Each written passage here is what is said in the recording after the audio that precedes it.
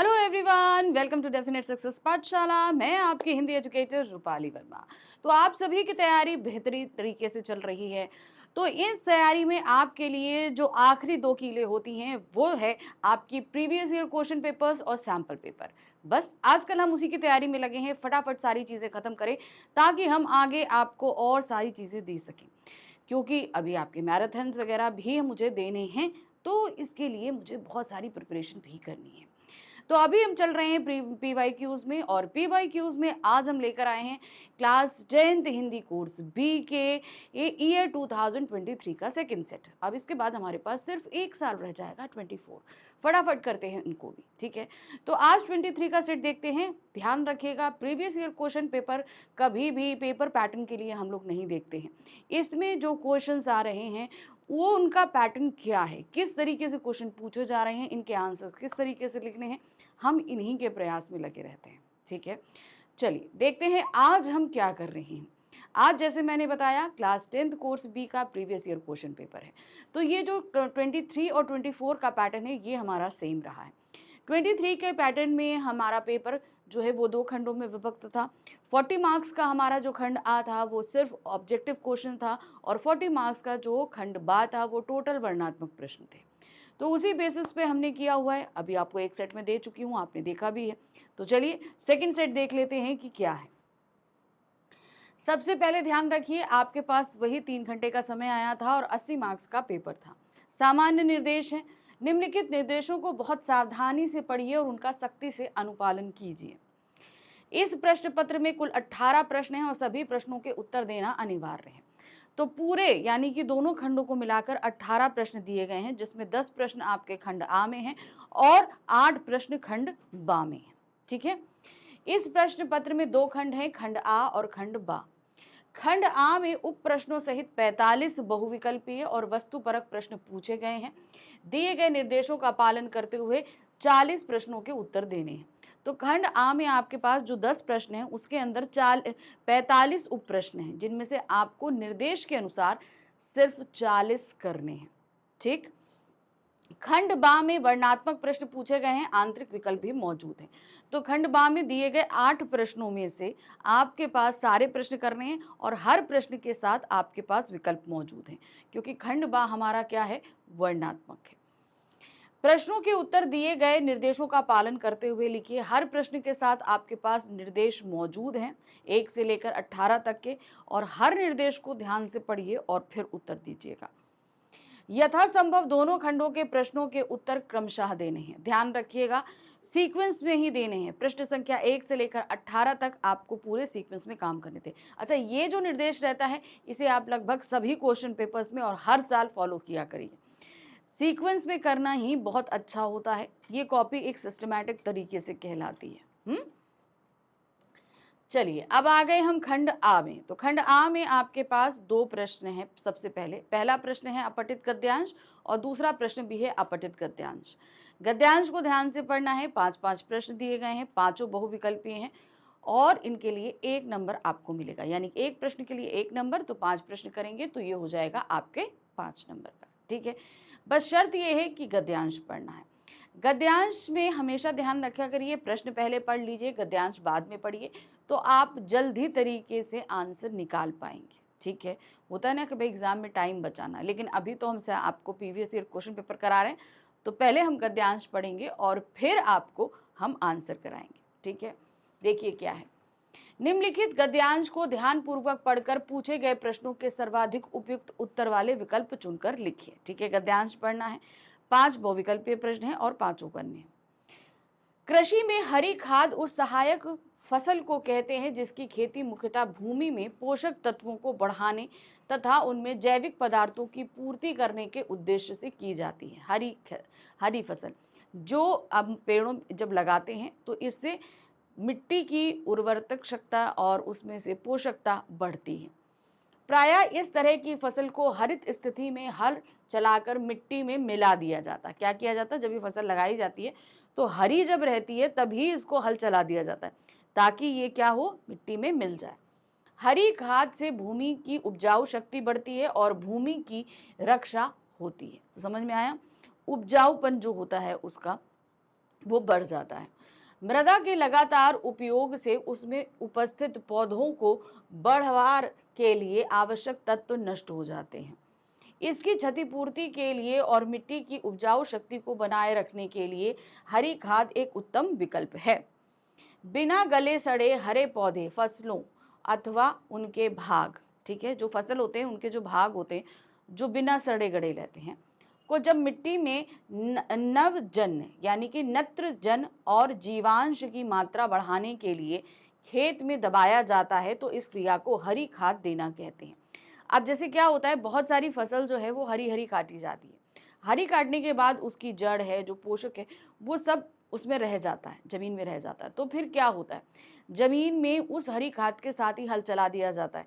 अब वो हरापन जो है वो क्या हुआ, मिट्टी में मिल जाता है और वो जो है उसकी उर्वर शक्ति को बढ़ाता है। इसे जीवाश्म भी कहते हैं। जीवाश्म के लिए थोड़ी ना होता है कि जो जीव जंतु होते हैं उन्हीं के जीवाश्म होते हैं, पेड़ पौधों के भी जीवाश्म हुआ करते हैं।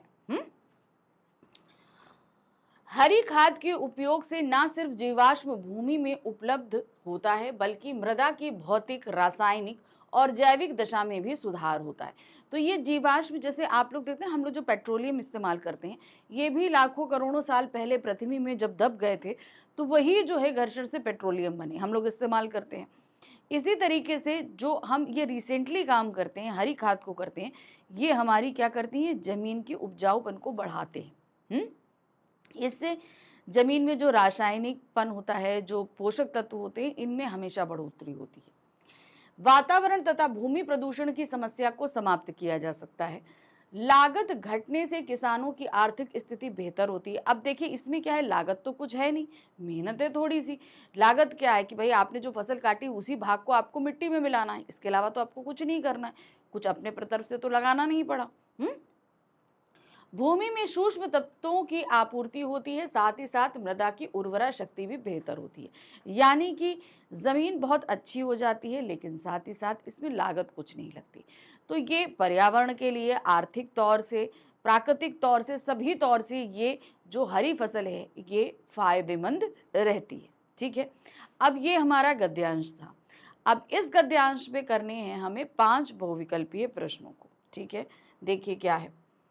पहला प्रश्न है, हरी खाद का उपयोग खेतों में क्यों किया जाना चाहिए? रीजन क्या है क्यों किया जाना चाहिए? ऑप्शन आते हैं, रासायनिक खाद की महंगी लागत से बचने के लिए, रासायनिक खाद के जहर से बचने के लिए, खेती के पारंपरिक तरीकों को बढ़ावा देने के लिए, मिट्टी की उर्वरता और गुणवत्ता बढ़ाने के लिए। तो गद्यांश के हिसाब से सही है, वो है मिट्टी की उर्वरता और गुणवत्ता बढ़ाने के लिए। भाई ये सारे रीजन तो हैं ही, लेकिन हरी फसल जो होती है वो सबसे ज्यादा ये काम फायदा करती है, मिट्टी की उर्वरता बढ़ाती है और उसकी गुणवत्ता बढ़ाती है। अब जाहिर सी बात है कि अगर उर्वरता बढ़ जाएगी तो उस खेत पे अगर हम जो कोई भी फसल उगाएंगे तो वो फसल हमें ज्यादा मात्रा में अच्छी मिलेगी कि नहीं, उसके बीज अच्छे होंगे, उसमें पोषक तत्व अच्छे होंगे, सब कुछ अच्छा होगा। नेक्स्ट क्वेश्चन है, मिट्टी का उपजाऊपन कैसे कम होता है? ठीक है, क्या कारण है, कैसे कम होता जा रहा है? रासायनिक खाद के उपयोग से, समय पर वर्षा ना होने से, मिट्टी के निरंतर उपयोग से, तेज आंधी तूफान से। तो जाहिर सी बात है जो ये हम लोग केमिकल या यूज़ करते हैं जैसे यूरिया है, पेस्टिसाइड्स है, इन सब से जो रासायनिक चीज़ें हम उपयोग कर रहे हैं, इससे ही उसकी उर्वर शक्ति कम होती जा रही है। तो सही रीज़न क्या है? रासायनिक खाद के उपयोग से। नेक्स्ट है, हरी खाद देना क्रिया क्या कहा जाता है? जो ये हरी खाद है इस क्रिया को क्या कहा जाता है? ऑप्शन में आते हैं, खेतों में हरे रंग की खाद का प्रयोग करने को, बिल्कुल भी नहीं। खेतों में ताजी खाद का प्रयोग करने को, गले सड़े के पूर्व सहायक फसल को खेतों में दबाने को, ठीक है, गड़े सड़े के बाद सहायक फसल को खेतों में दबाने को। तो ये क्या है, जब गलने सड़ने नहीं पाती है तो उससे पूर्व ही फसल को खेत में दबा दिया जाता है। जैसे हमने कहा कि भाई हमने फसल काट ली, उसका जो नीचे का पार्ट या जो कुछ भी बचता है उसे खेत में गले सड़े नहीं, उसको हरा हरा ही खेत में दबा दिया जाए, तो वो ही आपकी कहलाती है हरी खाद देना। उसका जो सड़ने की प्रक्रिया है वो जमीन के अंदर जाकर ही होगी। नेक्स्ट आते हैं निम्नलिखित कथनों पर विचार कीजिए। अब हमारे पास कथन क्या है, चलिए देखते हैं। हरी खाद के उपयोग से भूमि में नमी बढ़ती है। हरी खाद के उपयोग से भूमि की उर्वरता बढ़ती है। हरी खाद के उपयोग से वातावरण शुद्ध होता है। हरी खाद के उपयोग से मिट्टी में जीवाश्म बढ़ते हैं। तो ये जो कथन दिए गए हैं इनमें कौन सा या कौन से कथन सही हैं? अब अगर हम देखें तो कथन संख्या 2, 3 और 4 ये हमारे सही हैं। पहला वाला तो नहीं सही है, नमी तो भाई पानी देने से भी बढ़ जाएगी, है ना। तो सही क्या है, ये सेकेंड, थर्ड और फोर्थ। नीचे आइए, यहाँ पर ऑप्शन में देखिए, तो यहाँ पर डी वाला ऑप्शन देखिए, सेकेंड, थर्ड और फोर्थ ये हमारा यहाँ पर सही है। तो हम इस पे टिक कर देंगे। ठीक, नेक्स्ट आते हैं कथन और कारण आधारित प्रश्न है। क्या दिया गया है? निम्नलिखित कथन ए तथा कारण आर को ध्यान पूर्वक पढ़िए। उसके बाद दिए गए विकल्पों में से कोई एक सही विकल्प चुनकर लिखिए। हमें क्या करना है, कोई एक सही विकल्प चुनना है। कथन ए है, मिट्टी की उपजाऊ शक्ति को बनाए रखने के लिए हरी खाद एक उत्तम विकल्प है। बिल्कुल सही है, ये सही है ना। नेक्स्ट आ जाते हैं, हरी खाद से मृदा की भौतिक, रासायनिक एवं जैविक दशा में सुधार होता है और लागत घटती है। ये भी सही है। तो यहाँ पर हम ये देख रहे हैं कथन ए हमारा बिल्कुल सही है और कारण आर भी सही है। ठीक है, दोनों सही है। चलिए अब हम आ जाते हैं अपने दूसरे गद्यांश पे। जैसे हमने बोला था प्रश्न संख्या 1 में एक गद्यांश है और प्रश्न संख्या 2 में एक गद्यांश है। अब यहाँ पर भी गद्यांश हमें ध्यान से पढ़ना है। इस पर आधारित 5 बहुविकल्पीय प्रश्न हैं और पांचों हमें करने हैं। ऑप्शन हमारे पास कोई भी नहीं है। देखिए क्या है, निम्नलिखित गद्यांश को ध्यान पूर्वक पढ़कर पूछे गए प्रश्नों के सर्वाधिक उपयुक्त उत्तर वाले विकल्प चुनकर लिखिए। क्या है, अनुभवी व्यक्तियों का कहना है लक्ष्य चुनना ही काफी नहीं होता, बल्कि उसे जितनी जल्दी चुना जाए उतना ही बेहतर है। कई बड़े काबिल लोग लक्ष्य चुनने में इतनी देर कर देते हैं कि उसे हासिल करने के लिए जीवन में समय ही नहीं बचता। यानी कि देखिए, अपने जीवन का जो टारगेट है वो हमें बहुत पहले डिसाइड कर लेना चाहिए। कभी कभी हमारे पास ऑप्शंस ज़्यादा होते हैं या हम इस चीज़ के लिए सीरियस बहुत देर में होते हैं। तो जाहिर सी बात है, हर चीज़ का समय अपना होता है। अगर हमने डिले किया तो आगे सारी चीज़ें गड़बड़ होती हैं। वही चीज़ उन्होंने बताया कि या तो जीवन में समय ही नहीं बचता, यानी कि हम टारगेट डिसाइड करें। अब मान लो तुम 50 साल की एज में ये डिसाइड कर रहे हो कि मुझे ये चीज़ चाहिए, तो वो तो बहुत देर हो गई ना, आपके जीवन का आधे से ज़्यादा समय निकल चुका है। इसीलिए स्कूली स्तर पर ही भाषा, गणित, विज्ञान समेत सभी विषयों के साथ साथ खेल कूद, नृत्य, संगीत जैसी विधाओं को भी पाठ्यक्रमों में जोड़ा जाता है, ताकि इंसान का जो चीज का इंटरेस्ट हो वो कर ले, ताकि कच्ची उम्र से ही बच्चे अपनी रुचि के अनुरूप जीवन का लक्ष्य तय कर उस दिशा में आगे बढ़ सके। मनोवैज्ञानिकों का कहना है कि अपने शौक को लक्ष्य और फिर पेशे के रूप में चुनने में सफलता सुनिश्चित हो जाती है। ठीक है, अगर हमारा शौक ही, हम अपने शौक को ही हम अपना करियर बना ले तो क्या होता है, हम 100% सफल होंगे, क्योंकि वो काम हम अपने इंटरेस्ट के साथ कर रहे होंगे। क्योंकि इन्हें हासिल करने में इंसान अपना दिल, दिमाग और ताकत लगा देता है।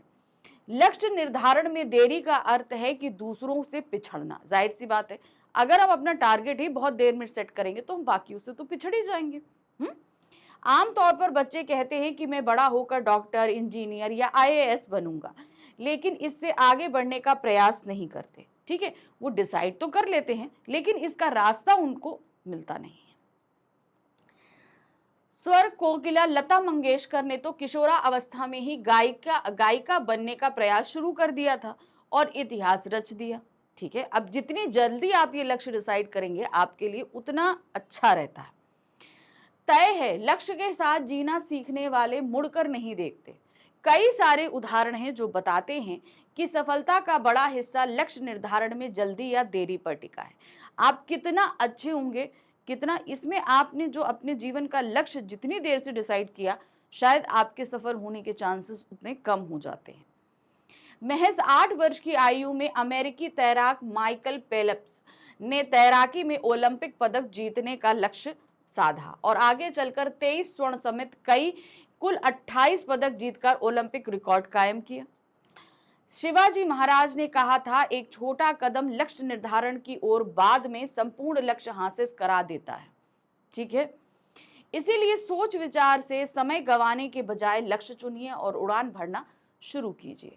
तो जितनी जल्दी हो सके अपने जीवन का लक्ष्य निर्धारित कीजिए और उसकी तरफ बढ़िए, तभी आपकी सफलता आपकी मुट्ठी में होगी। ठीक है, तो ये था एक अनुच्छेद और जिस पर है हमारे पास 5 प्रश्न। पहला प्रश्न है, अनुभवी व्यक्तियों का लक्ष्य चयन के विषय में क्या मत है? जो बहुत ही अनुभवी होते हैं उनका क्या मानना है लक्ष्य चयन के बारे में? लक्ष्य सोच समझकर शीघ्र निर्धारित करना चाहिए। लक्ष्य निर्धारित करने में बड़ों की सलाह लेनी चाहिए। लक्ष्य निर्धारण करने में जल्दबाजी नहीं करनी चाहिए। लक्ष्य निर्धारण आर्थिक लाभ को देखकर किया जाना चाहिए। तो अनुभवी व्यक्तियों का क्या है, लक्ष्य जो है वो सोच समझकर शीघ्र निर्धारित करना चाहिए। जितनी अर्ली एज में आप जान जाएं आपकी एबिलिटी क्या है, उस हिसाब से अपने जीवन का लक्ष्य निर्धारित कर लेना चाहिए। स्कूली स्तर पर विभिन्न विषयों के साथ अन्य विधाओं को पाठ्यक्रम का हिस्सा क्यों बनाया जा रहा है? क्या कारण है इसके कि मतलब सिर्फ स्कूली पाठ्यक्रम जो किताबें हैं वो ही नहीं, हमें बहुत सारी एक्टिविटीज में भी पार्ट दिलाया जा रहा है। इसका रीजन क्या है? बच्चों के दिमाग को कुछ समय आराम मिले, इसलिए बच्चे रुचि के अनुरूप लक्ष्य निर्धारण कर आगे बढ़ सकें, बच्चों को अन्य विधाओं की जानकारी मिल सके, बच्चों का पढ़ाई के साथ साथ मनोरंजन भी हो सके, ताकि बच्चे जान सकें कि उनका इंटरेस्ट किस में है और उसी के हिसाब से वो अपने लक्ष्य का निर्धारण कर सके। मतलब बच्चे रुचि के अनुरूप लक्ष्य निर्धारित कर आगे बढ़ सके। तीसरा प्रश्न है, गद्यांश में लेखक ने प्रसिद्ध व्यक्तियों के उदाहरण क्यों दिए हैं? अब इसका क्या रीजन है, चलिए देखते हैं। उनके जीवन से प्रेरणा प्राप्त करने के लिए कि हम उनके बारे में जानें और प्रेरणा प्राप्त करें, हम भी ऐसा करें। सही उम्र में लक्ष्य निर्धारण की महत्ता समझाने के लिए, उनकी तरह परिश्रम कर महान बनने के लिए, उनके जीवन के इतिहास से परिचित कराने के लिए। तो सबसे ज़रूरी है कि हम उनके जो उन्होंने काम किया है उसको हम सीख सकें, समझ सकें। मतलब सही उम्र में लक्ष्य निर्धारण की महत्ता को समझें, यानी कि हम सही एज में अगर ये काम कर लेते हैं तो जाहिर सी बात है जैसे इन्होंने किया वैसे अगर हम भी अर्ली एज में इस चीज़ को डिसाइड कर लें तो हम भी अपने लक्ष्य को बहुत अच्छे से साध सकते हैं और प्राप्त कर सकते हैं। चौथा प्रश्न है, गद्यांश में प्रयुक्त उड़ान भरना का अर्थ क्या है? सपने देखना, कल्पना करना, हवाई यात्रा करना या कोशिश करना? तो यहाँ उड़ान भरने का तात्पर्य है कोशिश करना। जब हमें पता होगा हमें क्या करना है तो हम उसी हिसाब से आगे बढ़ेंगे कि नहीं बढ़ेंगे। चलिए अब आ गए हम प्रश्न संख्या 5 पे। यहाँ क्या दिया गया है, निम्नलिखित कथन ए तथा कारण आर को ध्यान पूर्वक पढ़िए, उसके बाद दिए गए विकल्पों में से कोई एक सही विकल्प चुनकर लिखिए। ठीक है, चलिए देखें क्या है। अपने शौक को लक्ष्य और पेशा बनाने में सफलता सुनिश्चित हो जाती है। अपने शौक, बिल्कुल सही है, अपने शौक को अगर हम लक्ष्य बनाते हैं और पेशा बनाने में सफलता सुनिश्चित हो जाती है कि हम जरूर सफल होंगे। नेक्स्ट आते हैं, एक छोटा कदम लक्ष्य निर्धारण की ओर बाद में संपूर्ण लक्ष्य हासिल करा देता है। ठीक है, तो यहाँ हम देख रहे हैं कि कथन और कारण दोनों ही सही हैं और कारण कथन ए की सही व्याख्या करता है। ठीक है, तो ये हमारा यहाँ पर दोनों सही हैं और कारण कथन की सही व्याख्या कर रहा है। चलिए, तो यहाँ पर प्रश्न संख्या 1 और 2 खत्म हो गया, जहां पर हमारे पास अपठित बोध आधारित प्रश्न थे। 2 प्रश्न थे। अब हम क्या करने के लिए जा रहे हैं? अब हम जा रहे हैं अपना व्याकरण आधारित प्रश्नों को करने के लिए। तो प्रश्न संख्या 3, 4, 5 और 6 ये हमारे व्याकरण के 4 टॉपिक पर प्रश्न हैं। पदबंध है, रचना के आधार पर वाक्य भेद है, समास है और मुहावरे हैं। ठीक है, सभी पर 5-5 प्रश्न रखे गए हैं और हमें 4-4 प्रश्न करने हैं। ठीक है, तो ये आपको ध्यान रखना। और मुहावरे में आपके पास 6 प्रश्न हैं जिसमें से आपको सिर्फ 4 प्रश्न करने हैं। ठीक, चलिए देखते हैं क्या है। सबसे पहले पदबंध आधारित 5 बहुविकल्पीय प्रश्नों में से किन्हीं 4 प्रश्नों के सही विकल्प चुनकर हमें लिखने हैं।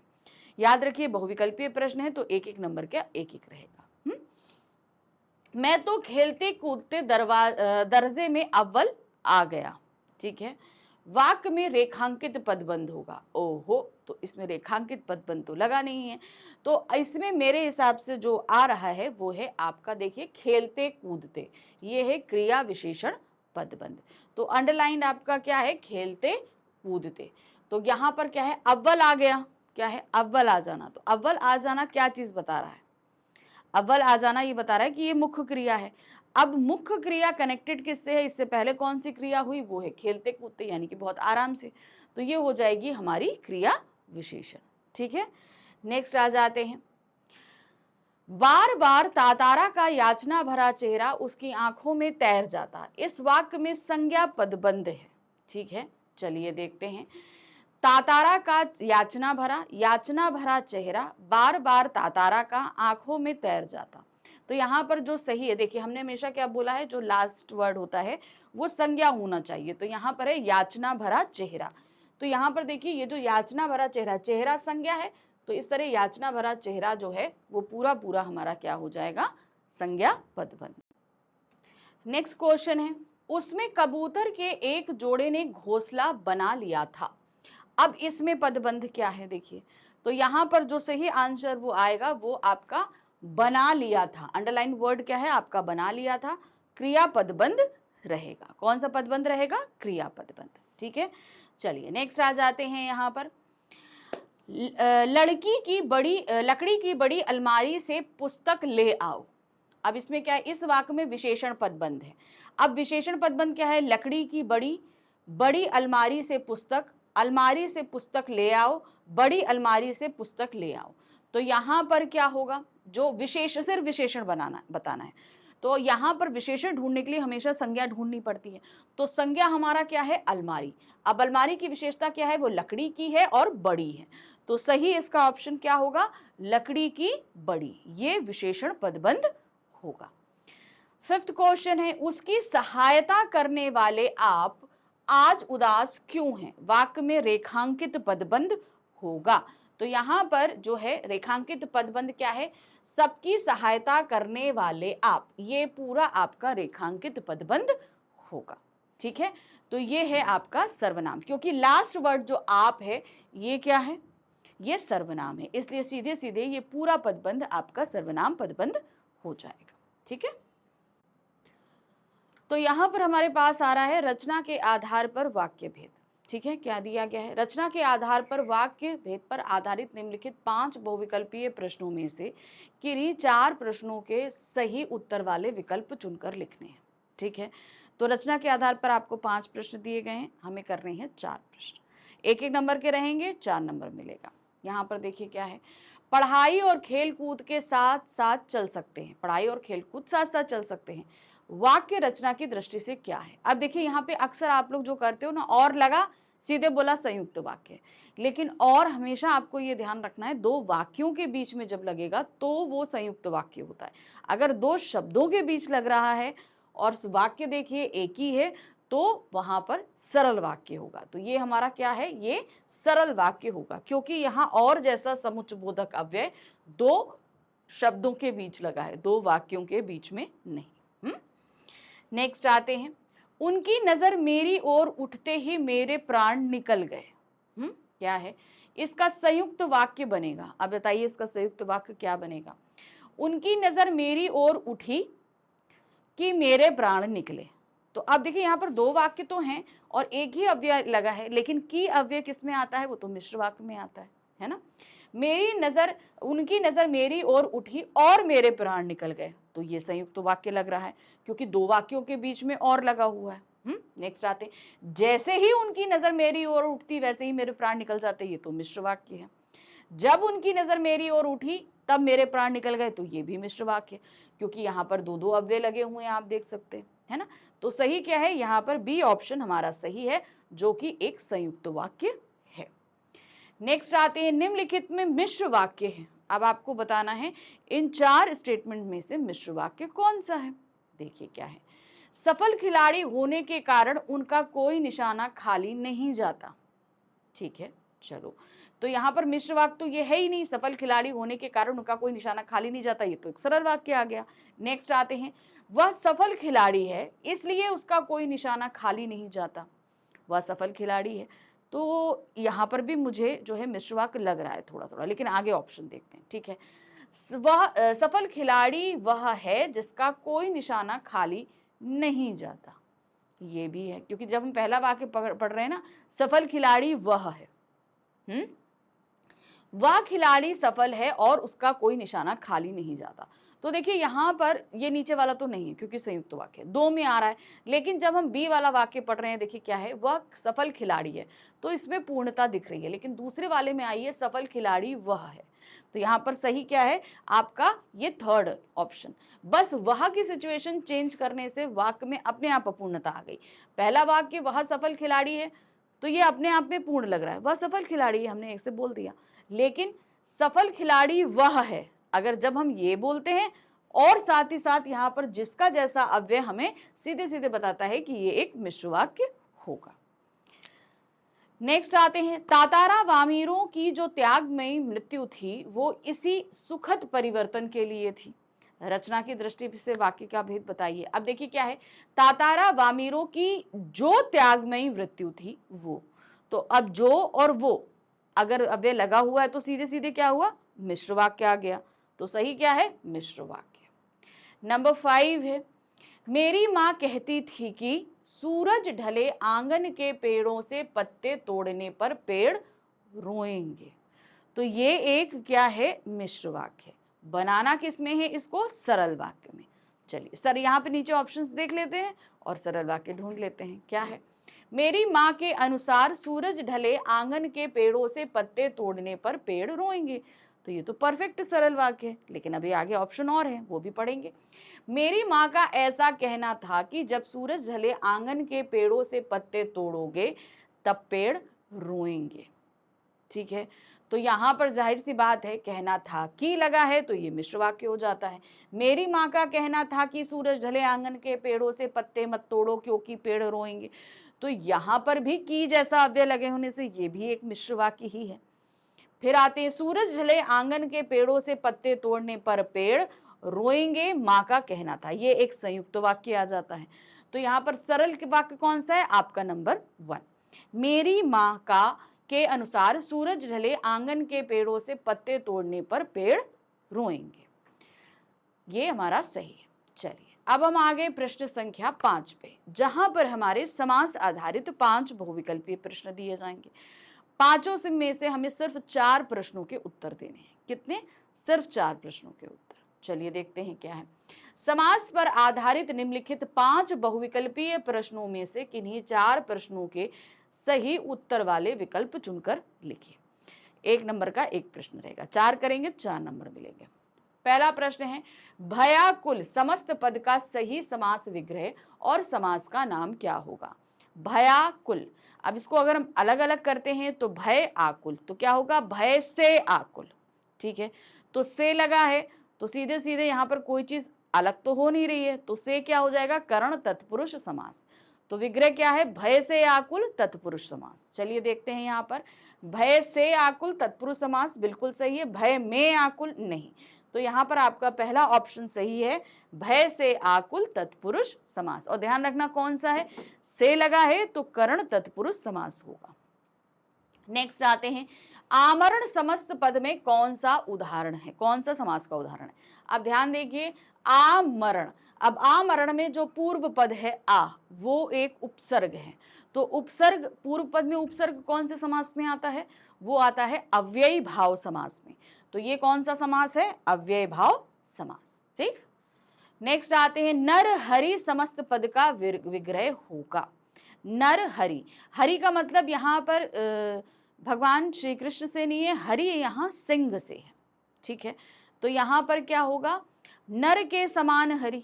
ठीक है, पहला है, तो यहाँ पर हरि की समानता बताई जा रही है। तो क्या है, नर के समान हरि, नर रूपी हरि, हरि रूपी नर या नर और हरि। तो सही यहाँ पर क्या है, नर रूपी हरि, यानी जो नर है वो किसके समान है, वो सिंह के समान है। अब याद है हिरण्याकश्यप का वध करने के लिए जो आए थे, क्या थे, वो नरहरि का रूप विष्णु जी ने धारण किया था, है ना। तो वहां पर वो आधा शरीर नर था और सर उनका सिंह का था, तो वो नरहरि कहलाए थे। तो ये क्या है, नर रूपी हरि, यानी कि नर के रूप में हरि, यानी कि हरि बोल लो या सिंह बोल लो, दोनों के लिए इस्तेमाल होता है। लंबा है उदर जिसका विग्रह का समस्त पद है, इसका समस्त पद क्या है, लंबा है उदर जिसका, अर्थात गणेश। ये जो हमारे पास में समास है ये है बहुव्रीहि समास और इसका समस्त पद बनेगा लंबोदर। ठीक है, तो यहां पर सही है लास्ट वाला डी, लंबोदर। नंबर 5 है आत्मकथा समस्त पद का विग्रह होगा। आत्मा की कथा, आत्म की कथा, आत्मा के लिए कथा या आत्म से कथा। तो यहां पर क्या होगा सही, आत्मा की कथा, यानी कि हम खुद अपनी कथा लिख रहे हैं, आत्मा की कथा, अपनी कथा, यहां आत्मा से अपना तात्पर्य है। चलिए अब हम आ गए प्रश्न संख्या 6 पर, जहां पर हमारे पास मुहावरे आधारित 6 बहुविकल्पीय प्रश्न रखे जाएंगे, उनमें से 4 हमें करने हैं। ठीक है, चलिए देखिए क्या है। निर्देशानुसार मुहावरे पर आधारित निम्नलिखित 6 बहुविकल्पीय प्रश्नों में से किन्हीं 4 प्रश्नों के सही उत्तर वाले विकल्प चुनकर लिखिए। ठीक है, तो हमारे पास यहाँ सामने रखे गए हैं 6 और हमें करने हैं कितने, 4। ठीक है, चलिए देखिए क्या है। प्राण निकलना मुहावरे का सही अर्थ है। प्राण निकलना मुहावरे का सही अर्थ क्या होगा, मर जाना, परलोक सिधार जाना, भयभीत हो जाना या जड़ हो जाना। तो मेरे तो ये देखते ही तो मेरे प्राण निकल गए, तो प्राण निकल गए, मेरे प्राण निकल गए तो मैं कैसे बोलूंगी। तो लिटरली का मतलब क्या है कि मैं भयभीत हो गई। जब इसका सीधा मतलब है प्राण निकलना मतलब भयभीत हो जाना। दूसरा प्रश्न है हिम्मत टूटना मुहावरे का सही अर्थ है। अब ये मुहावरा है हिम्मत टूटना, इसका सही अर्थ क्या होगा, साहस समाप्त होना, धैर्य समाप्त होना, धन समाप्त होना, आशा समाप्त होना। तो हिम्मत टूटने का तात्पर्य यहाँ है कि धैर्य जो आपका जो साहस है वो समाप्त हो जाना। साहस मतलब क्या होता है, हमारे जैसे मैं कोई काम कर रही हूँ, करते करते भाई कितना हम करेंगे, अब एक मोमेंट ऐसा आता है कि हम हार जाते हैं, अब हमारे पास करने के लिए मेरी हिम्मत टूट गई, अब मेरे से ये नहीं होगा। तो मतलब क्या हुआ, मेरे अंदर जो ताकत थी वो अब खत्म हो गई, यानी कि मेरा जो साहस था, जो बल था वो समाप्त हो गया। तो हिम्मत टूटने का सीधे सीधे तात्पर्य है साहस समाप्त होना। दूसरा प्रश्न है नीरज चोपड़ा द्वारा ओलंपिक प्रतियोगिता में स्वर्ण पदक जीतने पर देश डैश रिक्त स्थान की पूर्ति मुहावरे से कीजिए। चलिए देखते हैं। जीतने पर देश, आंखें नम हो जाना, छाती फैल जाना, खुशी का ठिकाना न रहना, लॉटरी लग जाना। तो क्या हुआ, जीतने पर देश की खुशी का ठिकाना ना रहा, यानी कि देश बहुत ज्यादा प्रसन्न हुई। तो क्या हुआ, देश की खुशी का ठिकाना ना रहा। नेक्स्ट है नंबर 4, आईएएस की परीक्षा पास करने के लिए ये डैश पढ़ती है तब कहीं जाकर सफलता मिलती है। अब इस डैश में आपको मुहावरा पढ़ना है। क्या है, पास करने के लिए आंखें फोड़नी पड़ती हैं, दिन रात एक करना पड़ता है, खून जलाना पड़ता है, लोहे के चने चबाने पड़ते हैं। तो सही क्या है, आईएएस की परीक्षा पास करने के लिए दिन रात एक करना पड़ता है, यानी कि हमें बहुत ज्यादा मेहनत करनी पड़ती है, तब कहीं जाकर सफलता मिलती है। नंबर 5 है रिक्त स्थान की पूर्ति उचित मुहावरे से कीजिए। रिक्त स्थान क्या है, शिकारी की एक ही गोली ने आदमखोर शेर का डैश दिया। तो यहां पर क्या होगा, शिकारी की एक ही गोली ने आदमखोर शेर का क्या किया, खाक में मिलाना, धूल चटाना, धूल में मिलाना, काम तमाम करना। तो क्या होगा, शिकारी की एक ही गोली ने आदमखोर शेर का काम तमाम कर दिया। काम तमाम कर दिया यानी कि उसको पूरी तरीके से मार दिया, है ना। तो क्या हुआ, काम तमाम कर दिया। अब आते हैं प्रश्न संख्या 6, असंभव काम कर दिखाना। अब इस अर्थ के लिए सही मुहावरा होगा। अब अर्थ आपको दे दिया है, अब आपको मुहावरा खोजना है। मुहावरा क्या है, चलिए देखते हैं।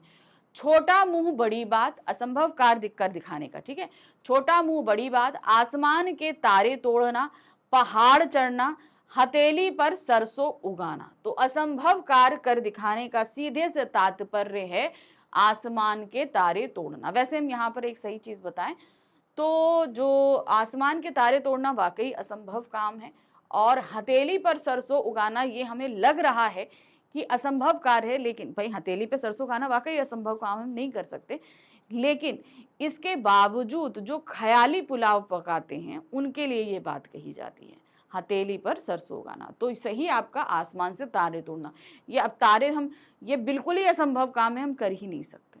ठीक है, चलिए, तो मुहावरे आधारित प्रश्न खत्म होते ही हमारे पास जो है वो क्या था, जितने भी व्याकरण आधारित जो 4 टॉपिक थे उस पर हमने प्रश्न कर लिए। ठीक है, अब इस प्रश्न करने के बाद हमारा शुरू होता है प्रश्न संख्या 7, 8, 9, 10। ये चारों प्रश्न हमारे क्या हैं, जो है हमारी बुक स्पर्श भाग 2 के काव्य और गद्य खंड आधारित बहुविकल्पीय प्रश्न रहेंगे। ठीक है, तो इसमें 2 तरीके से प्रश्न आएंगे, जैसे आप यहाँ पर देख रहे हैं। सबसे पहले हमारे पास आया है पद्यांश, जो हमारा काव्य खंड है उसके 7 अध्यायों में से किसी भी एक चैप्टर से एक काव्यांश रखा जाएगा। उस काव्यांश पर आधारित आपके पास 5 प्रश्न रहेंगे, वो करना है। फिर इसके बाद प्रश्न संख्या 8 आएगी। तो प्रश्न संख्या 8 में आपके काव्य खंड के 7 अध्याय में से कहीं से भी आपको सिर्फ 2 बहुविकल्पीय प्रश्न रखे जाएंगे, और वो दोनों ही बहुविकल्पीय प्रश्न आपको करने होंगे। ठीक है, तो चलिए देखते हैं क्या सेम एज इट इज गद्य खंड के लिए रहेगा। निम्नलिखित पद्यांश को ध्यान पूर्वक पढ़कर पूछे गए प्रश्नों के सर्वाधिक उचित उत्तर वाले विकल्प चुनकर लिखने हैं हमें। पहला यहाँ देखिए क्या, सुखिया सब संसार है खावे अरु सोवे, दुखिया दास कबीर हैं जागे अरु रोवे। दूसरा है, बिहय भुवंग तन बसे मंत्र न लागे कोई, राम वियोगी ना जीवे जीवे तो बोरा हुई। तो यहाँ कबीरदास जी की साखियों में से 2 साखियां रखी गई हैं। पहली साखी है, कबीरदास जी कहते हैं ये सारा संसार सुखी है। क्या है, यहाँ पर वो खा रहा है और सो रहा है, अर्थात सांसारिक चीजों का भोग कर रहा है और उसको उसी में सुख मिल रहा है और वो आराम से सो रहा है। ये सारी चीजें देखकर कबीरदास बहुत परेशान है। क्या कहते हैं, दुखिया दास कबीर जागे अरु रोई। दुखिया दास यानी कि कबीरदास जी ये सारी चीजें देखकर बहुत दुखी हैं, क्योंकि वो ये जानते हैं कि ये संसार जिन मोह माया में पड़ा है ये क्षणिक है। असली सुख जिसमें, यानी कि प्रभु की भक्ति में जो असली सुख है, उसका इन लोगों को ज्ञान नहीं है। तो इस तरीके से पूरे संसार की अज्ञानता को देखकर सभी कबीरदास जी दुखी हो रहे हैं। नेक्स्ट आ जाते हैं, बिरह भुवंग तन बसे मंत्र न लागे कोई। यानी कि कहते हैं कि जब बिरह रूपी, बिरह मतलब होता है जब हम अपने प्रेमी से जुदा होते हैं, तो वो जो तकलीफ होती है उसका जब विष हमारे शरीर पर चढ़ता है तब किसी तरह का मंत्र काम नहीं करता। सिर्फ वो एक ही उसकी इलाज होती है कि हम जाकर अपने प्रेमी से मिल लें। ठीक है, तो बिरह रूपी जब सर्प का विष चढ़ता है तो किसी भी तरह का मंत्र दवा कुछ काम नहीं करती। और इसमें कहते हैं राम वियोगी ना जीवे। उसी तरीके से राम के वियोग में जो लोग होते हैं वो लोग जी नहीं सकते, और अगर जीते हैं तो क्या हो जाते हैं, वो पागल हो जाते हैं। ठीक है, दोनों साखियां ऐसे भी मैंने आपको पहले भी समझाई हुई हैं। अब इन पर हैं आपके पास 5 प्रश्न। पहला प्रश्न है, कबीरदास जी क्यों दुखी हैं? ईश्वर से बिछुड़ने के कारण, ईश्वर को प्राप्त ना कर सकने के कारण, विषय वासनाओं में लिप्त मनुष्यों को देखकर, ईश्वर भजन में लिप्त मनुष्यों को देखकर। तो कबीरदास क्यों दुखी हैं, वो है विषय वासनाओं में लिप्त मनुष्यों को देखकर। यहाँ के जो जितने मनुष्य हैं वो फालतू की चीजों में अपने मुंह को खोज रहे हैं, इस बात को देखकर बड़े दुखी हैं। दूसरा प्रश्न है, सोना और जागना क्रमशः किसका प्रतीक है? निंद्रा और अनिंद्रा, अंधकार और प्रकाश, अज्ञान और ज्ञान, दुख और सुख। तो यहाँ पर सोना जो है वो है ज्ञान, अज्ञान। यहाँ पर सोना जो है वो अज्ञानता का प्रतीक है और जागना ज्ञान का प्रतीक है। यानी लोग अज्ञान हैं इसलिए सो रहे हैं, और मुझे ज्ञान है इसलिए मैं क्या हूं, मैं दुखी हूं, यानी कि जाग रहा हूं। किस व्यक्ति पर मंत्र का कोई प्रभाव दिखाई नहीं देता? कौन से व्यक्ति पर? जो राम वियोगी है, राम से वियोग में है ना। चलिए देखते हैं ऑप्शन। जिसका मन सांसारिक विषय वासनाओं में लिप्त हो, जिसका मन अहंकार की भावना से भरा हो, जिसके मन में विरह रूपी सर्प ने घर बसा लिया हो, जिसके मन में मिलन रूपी सर्प ने घर बसा लिया हो। तो सही क्या है? उस पर जिसके मन में विरह रूपी सर्प ने घर बना लिया। यानी कि जिस व्यक्ति को जो विरह का दर्द होता है, ऐसे व्यक्ति को कभी भी कोई मंत्र काम नहीं करता है। प्रश्न संख्या 4 है, कबीरदास जी के अनुसार बौरा कौन है?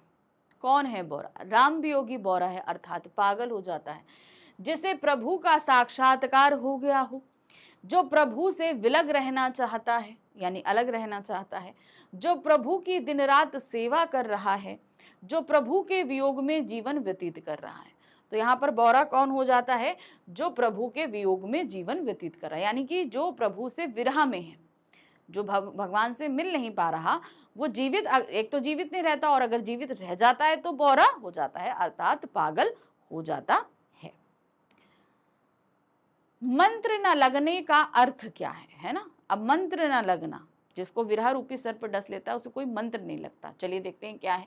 पीड़ित व्यक्ति का स्वस्थ ना रहना, विष का प्रभाव कम होना, मंत्र सिद्ध ना होना, कोई उपाय काम ना करना। तो मंत्र न लगने का सीधे सीधे तात्पर्य है कोई उपाय काम ना करना। वो यानी कि विरह अगर किसी व्यक्ति को है तो उसे चाहे कहीं घुमाने ले जाओ, कुछ खिलाने ले जाओ, कहीं डॉक्टर पास ले जाओ, कुछ भी कर लो, उसे किसी से कोई फायदा नहीं होगा।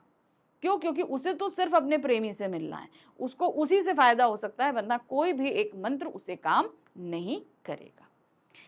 चलिए, तो अब यहाँ पर काव्यांश आधारित प्रश्न खत्म हो गए। अब जैसे मैंने बोला था कि जो हमारे काव्यखंड के 7 अध्याय हैं, उनमें से कहीं से भी आपके पास 2 प्रश्न रखे जाएंगे और इन दोनों ही प्रश्नों को हमें करना है।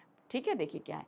पद्य खंड पर आधारित निम्नलिखित प्रश्नों के उत्तर देने के लिए सर्वाधिक उचित विकल्प चुनकर लिखिए। ठीक है, तो पहला प्रश्न है, आत्मत्राण कविता में कवि किससे छुटकारा प्राप्त करना चाहता है?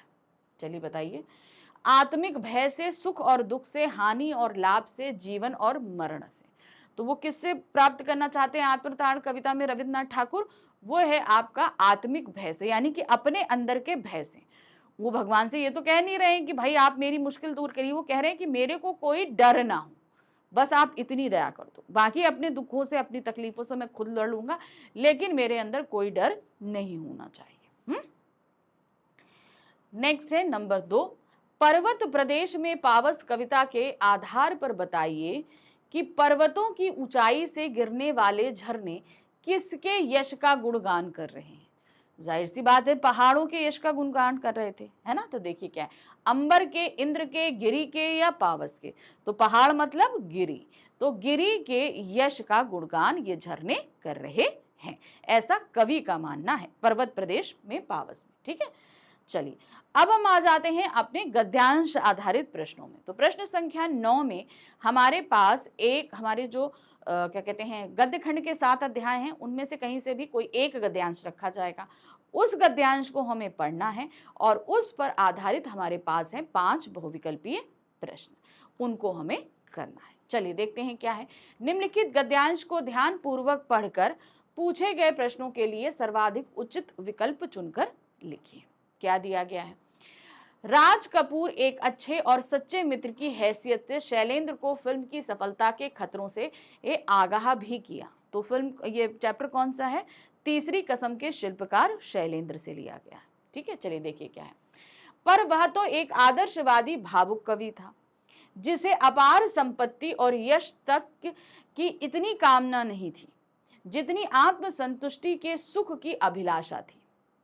तीसरी कसम कितनी ही महान फिल्म क्यों ना रही हो, लेकिन यह एक दुखद सत्य है कि इसे प्रदर्शित करने के लिए बामुश्किल वितरक मिले। अब चाहे जितनी सफल रही, मतलब इसको जब पब्लिश कर रहे थे तब इसके वितरक नहीं मिले थे। बावजूद इसके कि तीसरी कसम में राज कपूर और वहीदा रहमान जैसे नामजद सितारे थे, मतलब बहुत फेमस सितारे थे, उसके बावजूद इसको वितरक नहीं मिले। शंकर जयकिशन का संगीत था जिसकी लोकप्रियता उन दिनों 7वें आसमान पे थी और इसके गीत भी फिल्म के प्रदर्शन के पूर्व ही बेहद लोकप्रिय हो चुके थे, लेकिन इस फिल्म को खरीदने वाला कोई नहीं था, यानी कि इस फिल्म को खरीदने वाला तब भी कोई नहीं मिला।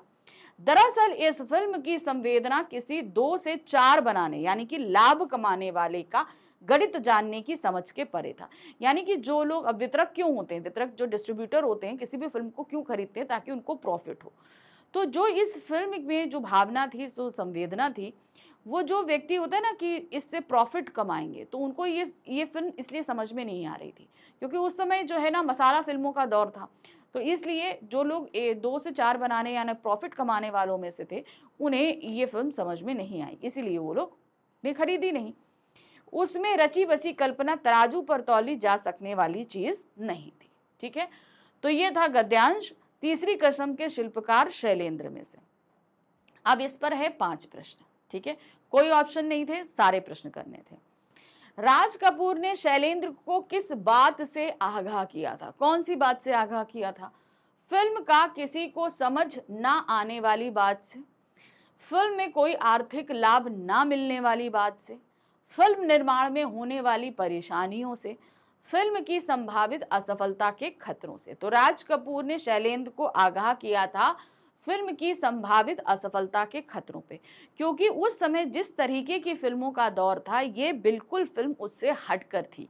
राज कपूर ने फिल्म की स्क्रिप्ट पढ़ते ही ये संभावना जता दी थी कि शायद ये फिल्म सफल नहीं हो पाएगी। अगला प्रश्न है, शैलेंद्र को किस प्रकार का व्यक्ति माना जाता था? कैसा? कुशल फिल्म निर्माता, प्रसिद्ध गीतकार, आदर्शवादी, भावुक कवि या आत्मसंतुष्ट कवि? तो गद्यांश के हिसाब से अगर हम देखें तो वो है आदर्शवादी, भावुक कवि। वो अपने आदर्शों पे चलने वाले, भाई गीतकार थे, लिखते भी थे, तो कवि तो थे ही थे। तो इस तरह का व्यक्ति एक फिल्म जगत में आकर सफलता हासिल कर पाएगा और फिल्म के चार चलन, तौर तरीकों, फिल्म इंडस्ट्री के हिसाब से चल पाएगा। इस तरीके से उन्हें फिल्म इंडस्ट्री के हिसाब से बिल्कुल नहीं माना गया था। तो बेसिकली वो क्या थे? अपने आदर्शों पे चलने वाले एक इमोशनल पोएट थे। तीसरी कसम फिल्म का दुखद सत्य क्या था? सबसे ज्यादा दुखद सत्य क्या था? ऑप्शन में देखते हैं। फिल्म के लिए खरीदार ना मिलना, ये बात तो सही है। लोगों का फिल्म को ना समझ पाना, फिल्म का पहले पर्दे पर ना पहुंच पाना, फिल्म को प्रसिद्धि ना मिलना। तो इसका सबसे दुखद सत्य ये था कि फिल्म के लिए खरीदार नहीं मिले, यानी कि उसके लिए वितरक नहीं मिले थे। इतने अच्छे कलाकार थे, संगीत इतना अच्छा था, फिल्म के रिलीज होने से पहले संगीत जो है रिलीज हो चुका था और लोकप्रिय हो चुका था, उसके बावजूद भी इस फिल्म के लिए खरीदार नहीं मिल रहे थे। चौथा प्रश्न है, गद्यांश में आई पंक्ति 2 से 4 बनाने का गणित का अर्थ क्या है? अब 2 से 4 गणित मतलब लाभ कमाना, कम से और ज्यादा बनाना। दो चीजें हैं, उससे 4 बनाना, यानी कि प्रॉफिट कमाने वाला काम हो जाता है। चलिए देखते हैं। अधिक से अधिक धन कमाना, संख्याओं को जोड़ने का हिसाब, अधिक से अधिक मुनाफा कमाना या संख्याओं को गुणा करने का हिसाब। तो 2 से 4 बनाने का तात्पर्य है अधिक से अधिक मुनाफा कमाना, क्योंकि देखिए कोई भी वितरक अगर 2 से 4 बना रहा है, यानी कि वो फिल्म खरीदेगा 2 पैसे में और उसको बेचेगा 4 पैसे में, तो इस तरीके से उसे प्रॉफिट कम आएगा कि नहीं आएगा? तो इस हिसाब से ये फिल्म जो है लोग नहीं खरीद रहे थे, क्योंकि वो लोग सोच रहे थे कि भाई ये फिल्म को ये ज्यादा में चलेगी ही नहीं। पांचवा प्रश्न है, उसमें रची बसी करुणा तराजू पर तौली जा सकने वाली चीज नहीं थी। पंक्ति का आश्रय क्या है? ये जो पंक्ति दी गई है इसका आश्रय क्या मतलब है? ये करुणा अनुभूति का विषय थी, नापतोल का नहीं। नेक्स्ट है, ये करुणा बुद्धि का विषय थी, नापतोल का नहीं। यह करुणा हृदय का विषय थी, नापतोल का नहीं। यह करुणा भावना का विषय थी, नापतोल का नहीं। तो सही क्या है? यह करुणा अनुभूति का विषय थी, यानी कि यह करुणा हमें अनुभव करने वाली चीज थी। यहां पर इसे ये नापतोल करने वाली चीज नहीं थी। नेक्स्ट क्वेश्चन है, अब हमारे पास जो हमारा गद्य खंड है, ठीक है, जो 7 चैप्टर है ना गद्य खंड के, अब उस गद्य खंड में से हमारे पास में आ रहे हैं सिर्फ 2 प्रश्न, और दोनों ही बहुविकल्पीय प्रश्न हमको करने हैं। क्या है देखिए, गद्य खंड पर आधारित निम्नलिखित प्रश्नों के उत्तर देने के लिए सर्वाधिक उपयुक्त विकल्प चुनकर लिखिए। 2 प्रश्न हैं तो 1-1 नंबर का रहेगा, 2 नंबर का हो जाएगा। तातारा वामीरो कथा के आधार पर बताइए कि पशु पर्व में तातारा द्वारा तलवार खींचने का प्रमुख कारण क्या रहा होगा? अब उसने जो तलवार खींची उसका प्रमुख, भाई घोप दी थी तो घोप दी थी, खींचा क्यों उसने? इसका प्रमुख कारण क्या है आपको ढूंढना है। चलिए देखते हैं। गांव वालों का विरोध, वामीरों का रुंदन, वामीरों की मां का विरोध या क्रोध निवारण। तो क्रोध निवारण के लिए तो उसने अपनी तलवार निकाली और पृथ्वी पर क्यों गाड़ दी थी, लेकिन उसके बावजूद वामीरो बहुत ज्यादा रो रही थी, जिसकी वजह से वो कुछ कर नहीं पा रहा था। और फिर उसने उसके लिए क्या किया, उसने वो तलवार खींचनी शुरू कर दी। होता है ना अक्सर, जैसे मान लीजिए हम लोग को गुस्सा आता है तो हम लोग क्या करते हैं, गुस्से के लिए शुरू कर देते हैं, लेकिन तब भी वो जब फ्रस्ट्रेशन खत्म नहीं होता तो हम और उसको बढ़ाते हैं। तो यहाँ पर उसका कारण था वामीरों का लगातार रोते ही जाना, यानी कि वामीरों का रुंदन। नेक्स्ट आते हैं, अब कहा दूसरे के दुख में दुखी होने वाले पाठ के लेखक की माँ उन्हें क्या करने के लिए प्रेरित करती है। क्या उनको करने के लिए प्रेरित कर रही है? दिया बत्ती के समय पेड़ पौधों को नहीं तोड़ने के लिए प्रेरित कर रही है, दरिया को सलाम करने के लिए प्रेरित कर रही है, कबूतरों को नहीं सताने के लिए कर रही है, या प्रकृति और जीव जंतुओं से प्रेम करने के लिए कह रही है। तो सिंपल देखिए, ये सारी बात करने के लिए उनकी माँ ने उन्हें प्रेरित किया है, लेकिन हमें लगाना तो सिर्फ एक ऑप्शन में है। तो हम कहाँ लगाएंगे? यहाँ पर प्रकृति और जीव जंतुओं से प्रेम करने के लिए प्रेरित कर रही है। हमेशा ध्यान रखना, प्रकृति और जो जीव जंतु हैं दोनों के लिए बोला, भाई पेड़ पत्ते मत तोड़ो, जो है वो दरिया को प्रणाम करो, कबूतरों को मत सराहो। तो इस तरह प्रकृति और जीव जंतुओं दोनों के लिए कर रही है। तो सही ऑप्शन क्या है? प्रकृति और जीव जंतुओं से प्रेम करने के लिए प्रेरित कर रही है। ठीक है, चलिए अब हमारा प्रश्न संख्या 11 से खंड बा शुरू हो रहा है।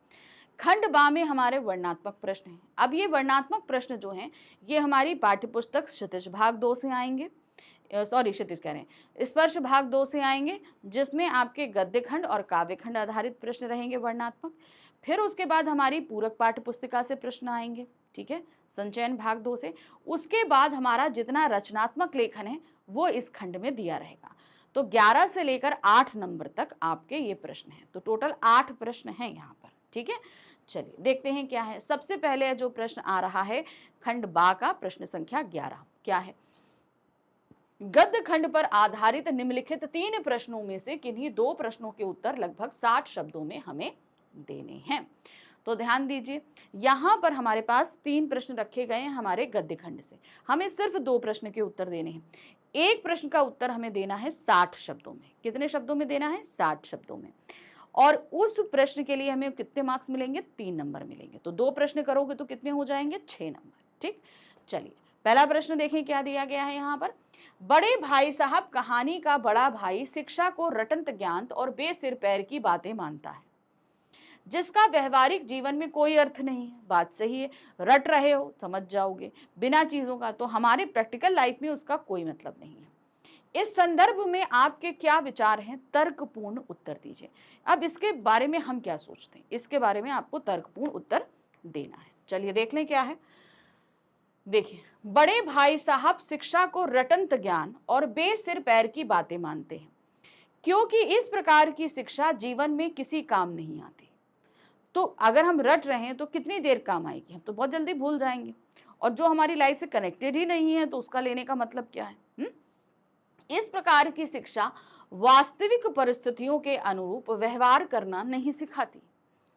बड़े भाई साहब ने जिंदगी के अनुभव को किताबी ज्ञान से अधिक महत्वपूर्ण माना है। जो किताब होती है उस ज्ञान से वो कहीं अधिक महत्वपूर्ण मानते हैं। जो ज्ञान बड़ों को है वह पुस्तकें पढ़कर हासिल नहीं होता। तो जो हम प्रैक्टिकल लाइफ में खुद एक्सपीरियंस करते हैं वो ज्ञान हमें किसी किताबों से पढ़ने से पता नहीं चलता है। जिंदगी के अनुभव उन्हें ठोस धरातल देते हैं, जिससे हर परिस्थिति का सामना किया जा सकता है। पुस्तकें व्यवहार की भूमि नहीं होती। गलत सही उचित अनुचित की जानकारी अनुभवों से आती है। अतः जीवन के अनुभव किताबी ज्ञान से अधिक महत्वपूर्ण है। तो जीवन में जो चीजें हम अनुभवित करते हैं वो कहीं ना कहीं किताबी ज्ञान से बहुत ज्यादा होता है, क्योंकि वो अनुभव हमें अपनी लाइफ में पता चलता है। तो जो हम रटंत और बेसिर पैर की शिक्षा कभी कभी बहुत सारी जो पहले के समय में हुआ करती थी उसका प्रैक्टिकल लाइफ में कोई मतलब नहीं था, हमारे व्यवहारिक जीवन में कोई मतलब नहीं था। दूसरा प्रश्न है, डायरी का एक पन्ना पाठ के आधार पर लिखिए कि अंग्रेज सरकार ने कलकत्ता वासियों द्वारा मॉन्यूमेंट पार्क में आयोजित सभा को रोकने के लिए क्या क्या प्रयास किए। अब आपको प्रयास क्या रोकने के लिए करना है, जो अंग्रेजों ने किया। अब देखिए वहां पर सारी पुलिस जो है, इवन जो ट्रैफिक पुलिस वगैरह सब कुछ हटा दी गई थी, सारे पार्कों पर जो है बहुत मुस्तैदी करी गई थी। मगर उससे पहले ही काउंसिल को और सभी बड़े बड़े नेताओं को नोटिस दी गई। फिर उसके बाद उस दिन पुलिस का प्रबंध बहुत अच्छा किया गया, पार्कों में किसी भी तरीके की कोई भी मतलब गोष्ठी नहीं होने दी जा रही थी। फिर उसके बाद पूरा सशस्त्र बल तैयार था कि कहीं से भी कोई जुलूस निकलता है जिस पर लाठीचार्ज भी किया जा रहा था। तो उन्होंने अंग्रेजों ने इस पूरे मूवमेंट को रोकने के लिए बहुत अच्छी और तगड़ी तैयारी की थी। देखिए क्या है, आजादी मनाने के पूर्व कलकत्ता शहर में जनसभाओं और झंडारोहण उत्सव का आयोजन किया गया। इसे रोकने के लिए पुलिस द्वारा पार्कों और मैदानों को घेर लिया गया था, क्योंकि भाई इन्हीं पर संगोष्ठी वगैरह होनी थी, जुलूस निकलने थे, सड़कों पर आकर यहीं पार्कों में खत्म होना था। तो ये कोशिश की जाती किसी पार्क में लोग इकट्ठा होने ही नहीं चाहिए, तो पहले ही वहां पर उसको घेराव कर दिया गया था। शाम होने वाली सभा को रोकने के लिए पुलिस ने पार्कों और मैदानों को घेर लिया था। तो शाम को 4:24 पर जो है वो मॉन्यूमेंट पे झंडा फहराना था और फिर साथ में शपथ पढ़ी जानी थी। तो उससे पहले ही शाम तक सारी तैयारी थी। सरकार इस उत्सव को सफल नहीं होने देना चाहती थी, इसलिए पुलिस की निगरानी बढ़ा दी गई थी। शहर की सारी पुलिस को इसी काम में लगा दिया गया था। पुलिस कमिश्नर ने नोटिस निकाला था कि कोई भी जनसभा करना या जुलूस निकालना कानून के खिलाफ होगा। किसी तरीके का भी अगर आप जुलूस निकालते हैं, कोई भी सभा करते हैं, तो ये क्या होगा, ये कानून के विरुद्ध होगा। सभाओं में भाग लेने वालों को दोषी माना जाएगा। मॉन्यूमेंट के नीचे एकत्र हुए स्वतंत्रता सेनानियों पर पुलिस द्वारा लाठीचार्ज किया गया। ये भी हुआ। तो जो सड़कों से जो मूवमेंट निकल रहा था वहां पर लाठीचार्ज भी हुआ। कई लोगों को गिरफ्तार भी किया गया। अनेक लोग पुलिस के इस बर्बरतापूर्ण व्यवहार से अत्यंत घायल भी हुए। भाई लाठीचार्ज किया गया तो बहुत सारे लोग घायल भी हुए थे। तो इस तरीके से देखा कि अंग्रेजों ने बहुत जो है कोशिश करी रोकने की, लेकिन लोग पूरी तरीके से जोश में थे उस दिन स्वतंत्रता दिवस मनाने के लिए। कारतूस एकांकी के आधार पर स्पष्ट कीजिए कि शहादत अली वजीर अली का सगा चाचा होते हुए भी उससे नफरत क्यों करता था। सगा था लेकिन तब भी नफरत करता था। इसका बड़ा रीजन क्या था, देखिए क्या है। शहादत अली वजीर अली के पिता आसिफुद्दौला का सगा भाई था। आसिफुद्दौला के यहाँ संतान होने की कोई उम्मीद नहीं थी। इस कारण शहादत अली को लगता था कि अवध की गद्दी उसके हिस्से में नहीं आएगी। परंतु वजीर अली की पैदाइश ने उसके सपनों पर पानी फेर दिया। इसी कारण वजीर अली से नफरत होनी। मतलब देखिए आसिफुद्दौला की कोई औलाद नहीं थी, तो शहादत अली शुरू से सोचा बैठा था कि भाई अवध की गद्दी मुझे मिलेगी। लेकिन जब वजीर अली की पैदाइश हो गई तो अब उसे लगने लगा कि भाई अब ये गद्दी तो मुझे मिलनी नहीं है अवध की। तो इसीलिए वो वजीर अली से बहुत ज्यादा नफरत करने लगा था। अब हम आ जाते हैं 12वां प्रश्न। 12वां प्रश्न में हमारे काव्य खंड आधारित प्रश्न है। ठीक है, तो काव्य खंड के जो 7 अध्याय हैं उनमें से वर्णनात्मक प्रश्न पूछे जाएंगे। क्या दिया गया है, पद्य खंड पर आधारित निम्नलिखित 3 प्रश्नों में से किन्हीं 2 प्रश्नों के उत्तर लगभग 60 शब्दों में दीजिए। अब काव्य खंड आधारित में से भी हमारे सामने कितने प्रश्न रखे गए हैं, हमारे सामने रखे जा रहे हैं 3 प्रश्न, और उसमें से हमें करने हैं सिर्फ 2 प्रश्न। 60 शब्दों में उत्तर देने हैं। एक प्रश्न के लिए मिलेंगे 3 नंबर, तो 2 प्रश्न के लिए मिलेंगे आपको 6 नंबर। ठीक है, देखिए क्या है। तोप कविता के आधार पर तोप और गौरैया की प्रतीकात्मकता स्पष्ट करते हुए बताइए कि इस कविता के माध्यम से कवि क्या संदेश देना चाहता है। ठीक है, अब आपको तोप और गौरैया की प्रतीकात्मकता स्पष्ट कीजिए। तोप जहां बहुत ही अत्याचारी बर्बर व्यक्ति का प्रतीक है, तो गौरैया बहुत ही जो है वो मासूमियत का प्रतीक है। तो ये चीज बताई जा रही है कि अत्याचारी जो है वो चाहे अपने समय में जितना अत्याचारी रहा, लेकिन जब उसका समय चला जाता है तो एक मासूम भी, एक जो बहुत ही निरीह और डरने वाला प्राणी होता है, वो भी उससे नहीं डरता है। चलिए बताते हैं, देखिए क्या है। तोप प्रतीक है अत्याचारी शासन व्यवस्था की और गौरैया प्रतीक है आजादी की, यानी कि मासूमियत की। हाँ, इस आजादी उद्घाटित करती है कि कितनी बड़ी अत्याचारी क्यों ना हो, एक ना एक दिन तो उसका मुंह बंद हो ही जाता है। कंपनी बाग में रखी तोप हमें यह संदेश देती है कि तोप, गोले, बम तथा बारूद कितने भी विनाशकारी हों, वे मानवता के सामने टिक नहीं सकते हैं। आखिरकार मनुष्यता की शक्ति ही विजयी होती है। अतः हमें अपने ताकत पर अहंकार नहीं करना चाहिए। तो चाहे आप जितने ताकतवर हो, मगर एक समय ऐसा होगा कि आपका अत्याचार का दमन किया जाएगा। तो अहंकार रखना अपनी ताकत पर, अत्याचारी होना, ये बिल्कुल भी सही नहीं होता है। दूसरा प्रश्न है, घटे न हेल मेल हाँ बढ़े न भिन्नता कभी। कविता कौन सी है? मनुष्यता। मनुष्यता कविता से ली गई इस पंक्ति के माध्यम से कवि ने जीवन रूपी मार्ग पर आगे बढ़ते समय क्या याद रखने को कहा है और क्यों?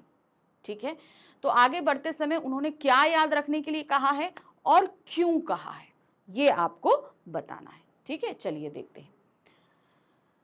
इन पंक्तियों से कवि सबको एक होकर चलने की प्रेरणा दे रहा है। अब क्या ना, घटे न हेल मेल हाँ बढ़े न भिन्नता कभी। जब आप अपनी लक्ष्य की प्राप्ति की तरफ बढ़ें तो सिर्फ आपको अकेले नहीं चलना है, आप अपने साथ सबको लेकर चलिए। इसका रीजन ये है कि जब हम सबके साथ चलेंगे तो यहाँ पर हमारे एक दूसरे की भिन्नता नहीं आएगी, एक दूसरों के बीच भेदभाव और जो है असहिष्णुता नहीं, जो सहिष्णुता होती है वो बराबर बनी रहेगी। ठीक है ना। तो देखिए क्या है, इन पंक्तियों में कवि ने सबको एक होकर चलने की प्रेरणा दी है, क्योंकि इससे आपसी मेल जोल बढ़ता है तथा हमारे सभी काम सिद्ध हो जाते हैं। लोगों के बीच भिन्नता की भावना समाप्त हो जाती है। तो जो हम लोग के अंदर डिफरेंसेस रहते हैं वो समाप्त हो जाते हैं। इससे आपसी प्रेम व एकता की भावना का विस्तार होता है तथा आपसी विरोध की प्रवृत्ति समाप्त हो जाती है। मनुष्य को अपने अभीष्ट मार्ग पर निरंतर एक दूसरे का साथ देते हुए आगे बढ़ना चाहिए। अभीष्ट मार्ग यानी कि जो हमारा मनचाहा मार्ग है, उस पे हम सबको एक साथ लेकर हमें आगे बढ़ना चाहिए। तो हमारी सफलता जो है वो बहुत अच्छे से हमें प्राप्त होती है। इस दौरान जो भी विपत्तियां आए, साथ मिलकर उनका सामना करते हुए आगे बढ़ते रहना चाहिए। सही मायनों में तब ही हम मनुष्य कहला सकते हैं जब हम अपने सामर्थ्य का उपयोग दूसरों का भला करने के लिए करते हैं। तो सीधे का तात्पर्य क्या है कि जब हमारे पास तो शक्ति है, हम आगे बढ़ रहे हैं, लेकिन अगर ये शक्ति हमें तो आगे लेकर जा ही रही है, लेकिन जब हम सबको साथ लेकर आगे बढ़ेंगे तो वो सही मायने में हम सही तरीके से अपने सामर्थ्य का प्रयोग करते हैं। तीसरा प्रश्न है, कर चले हम फिदा गीत में कवि देशवासियों से क्या अपेक्षा रखता है?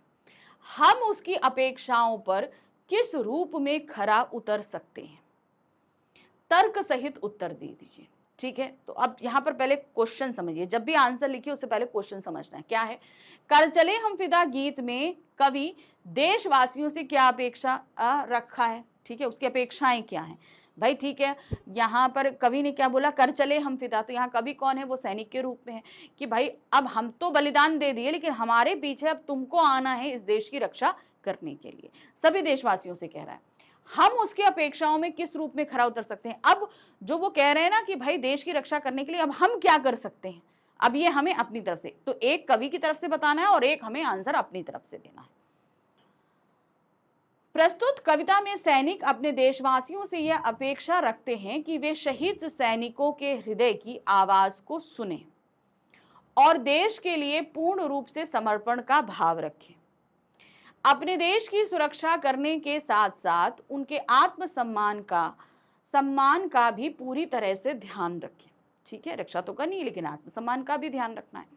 देश की सुरक्षा करने का वचन लें। वे बलिदान के काफिले को सूना ना होने दें। भाई मान लीजिए जो बलिदान देकर का, इसका मतलब ये नहीं कि बाकी और लोग आगे अपने देश की रक्षा के लिए बलिदान ना दें, वो लोग भी आए। देशवासी भी सैनिकों की इन अपेक्षाओं पर पूरा उतरने का प्रयास करते हैं।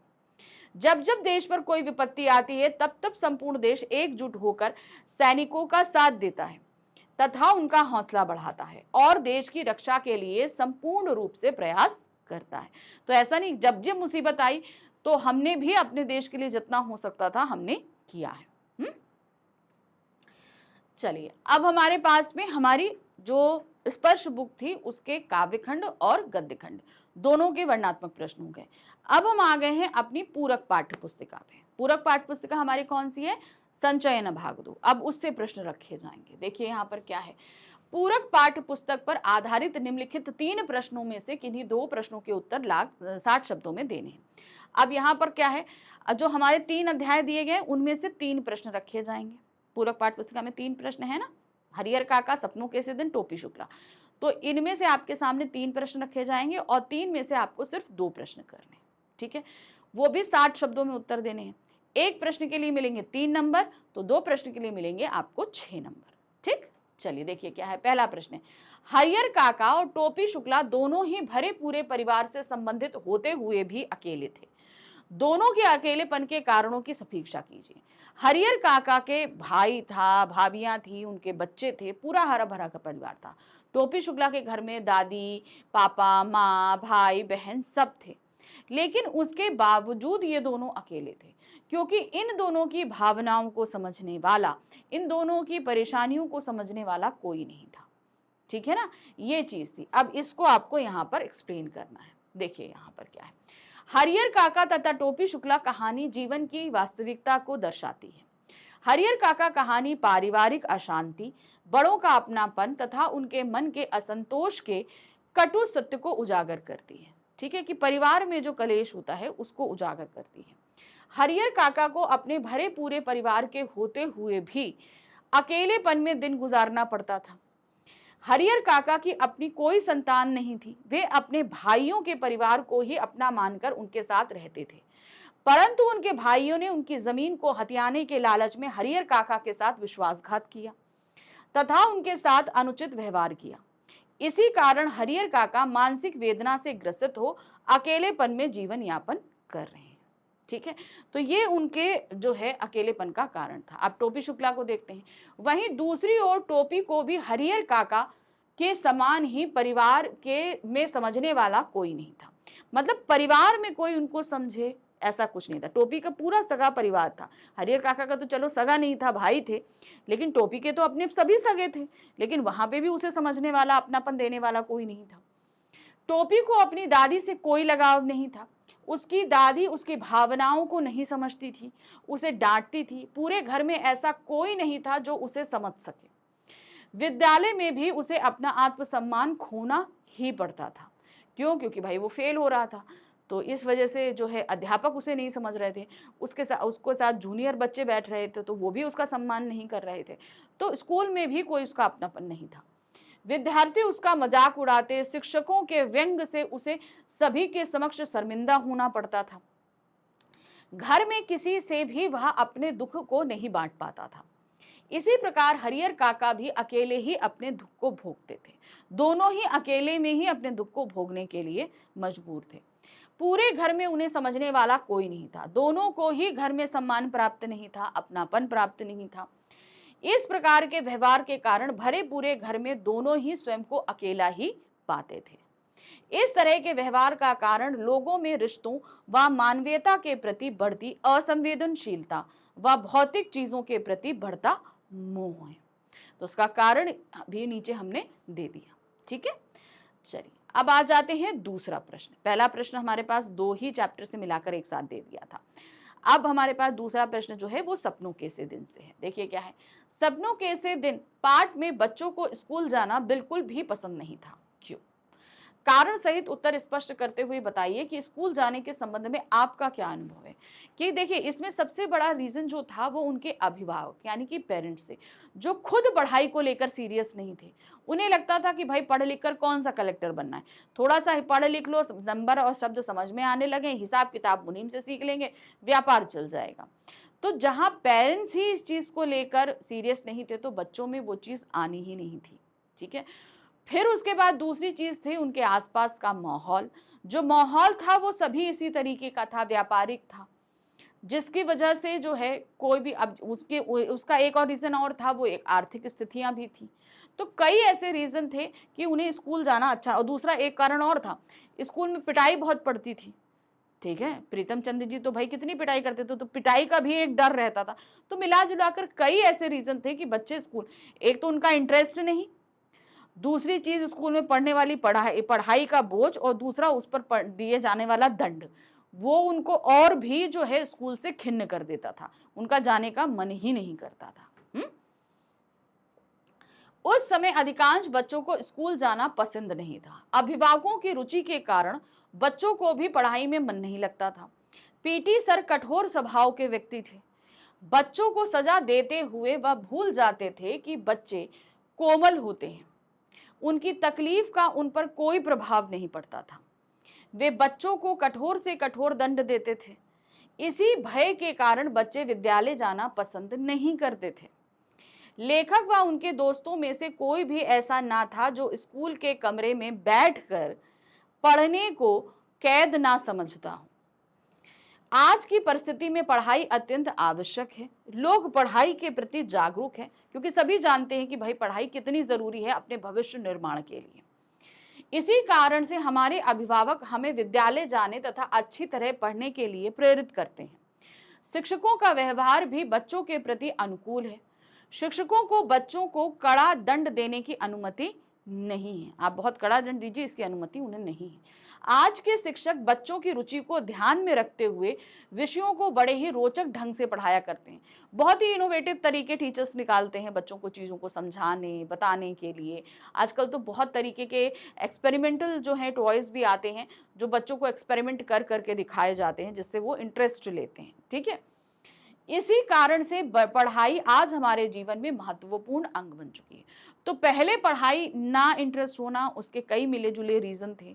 शिक्षा पद्धति थी और रुचि थी, अभिभावकों की रुचि थी, उनका साथ था, बहुत सारा आसपास का माहौल था जो रीजन था कि बच्चे नहीं पढ़ते थे। लेकिन आजकल हमारे आसपास का माहौल हो, हमारे माता पिता हो, हमारे जीवन का लक्ष्य हो, सब कुछ हमें पढ़ाई की तरफ ही पहला कदम उठाते हुए दिखाता है।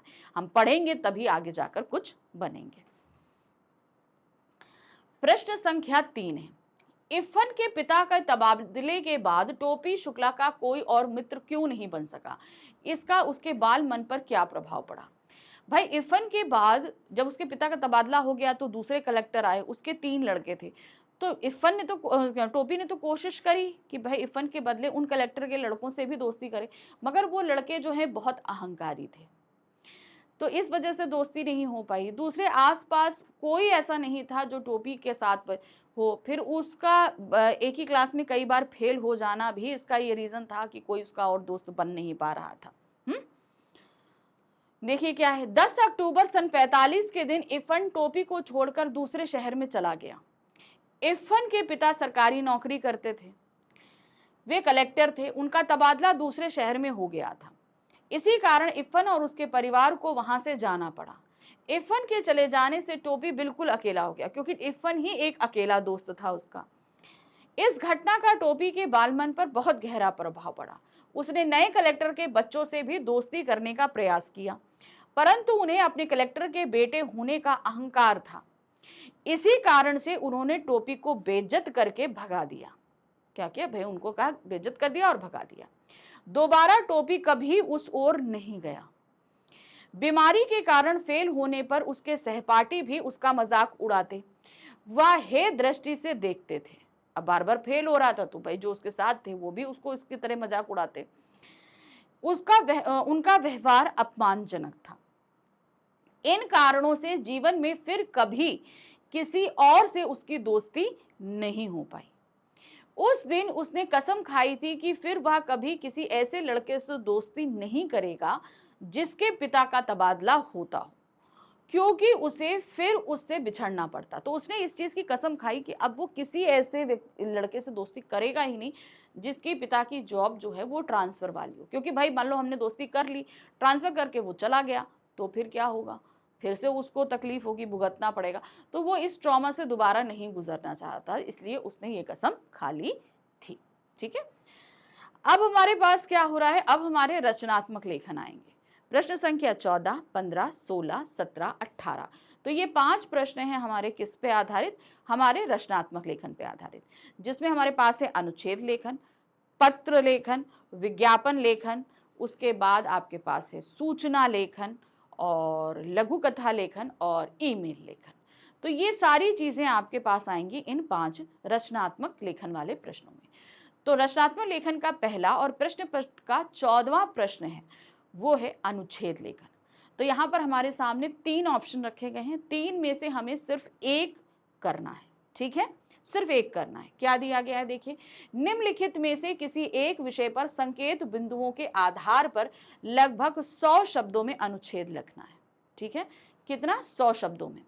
अब 100 शब्दों का जो आप कोई भी अनुच्छेद लिखेंगे उसके लिए मिलेंगे आपको 5 नंबर, ठीक है, जो कोई भी आप एक लिखते हो। तो पहला टॉपिक हमारे 3 दिए हैं ना, तो पहला टॉपिक है नाटक मंचन के दौरान जब मैं अपने संवाद भूल गया या भूल गई, ठीक है, नाटक मंचन हुआ तो उस दौरान जो क्या हुआ, हम संवाद भूल गए।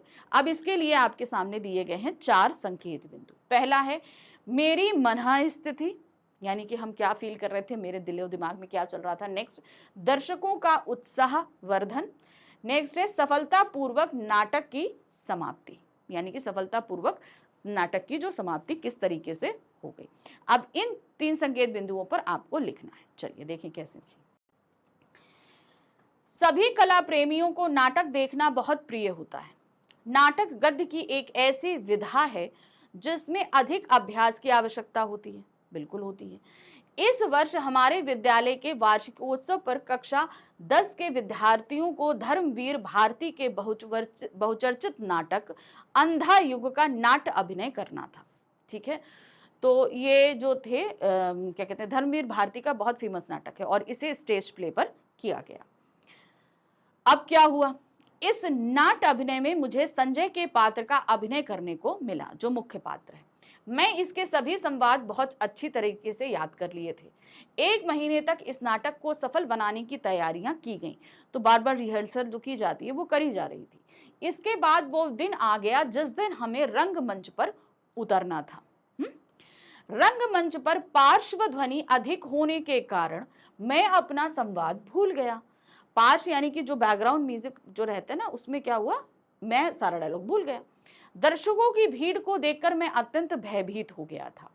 मन में यही विचार उमड़ घुमड़ रहा था कि कहीं कुछ गलती हो गई तो सभी क्या कहेंगे, और मन में अंदर कहीं ना कहीं ये डर भी चल रहा था। मैंने जब चारों तरफ नजर उठाकर देखा तो सभी दर्शकगण बड़ी उत्सुकता पूर्वक नाटक की प्रतीक्षा कर रहे थे। जय श्री कृष्ण के नारों से पूरी सभा गुंजायमान हो गई। इस जय घोष ने मेरे तथा अन्य लोगों के मन में उत्साह तथा आत्मविश्वास का संचार हुआ। इसके बाद अपनी चतुराई से मैंने दर्शकों को यह आभास नहीं होने दिया कि परिस्थिति के अनुसार मैं अपनी तरफ से संवाद बोलता गया, जो सिचुएशन थी उसके हिसाब से वो संवाद बोलता गया। महाभारत की कथा मैंने बचपन से ही सुनी थी। यह नाटक भी महाभारत के युद्ध पर आधारित था, अंधा युग जो है ना वो उसी पर आधारित था।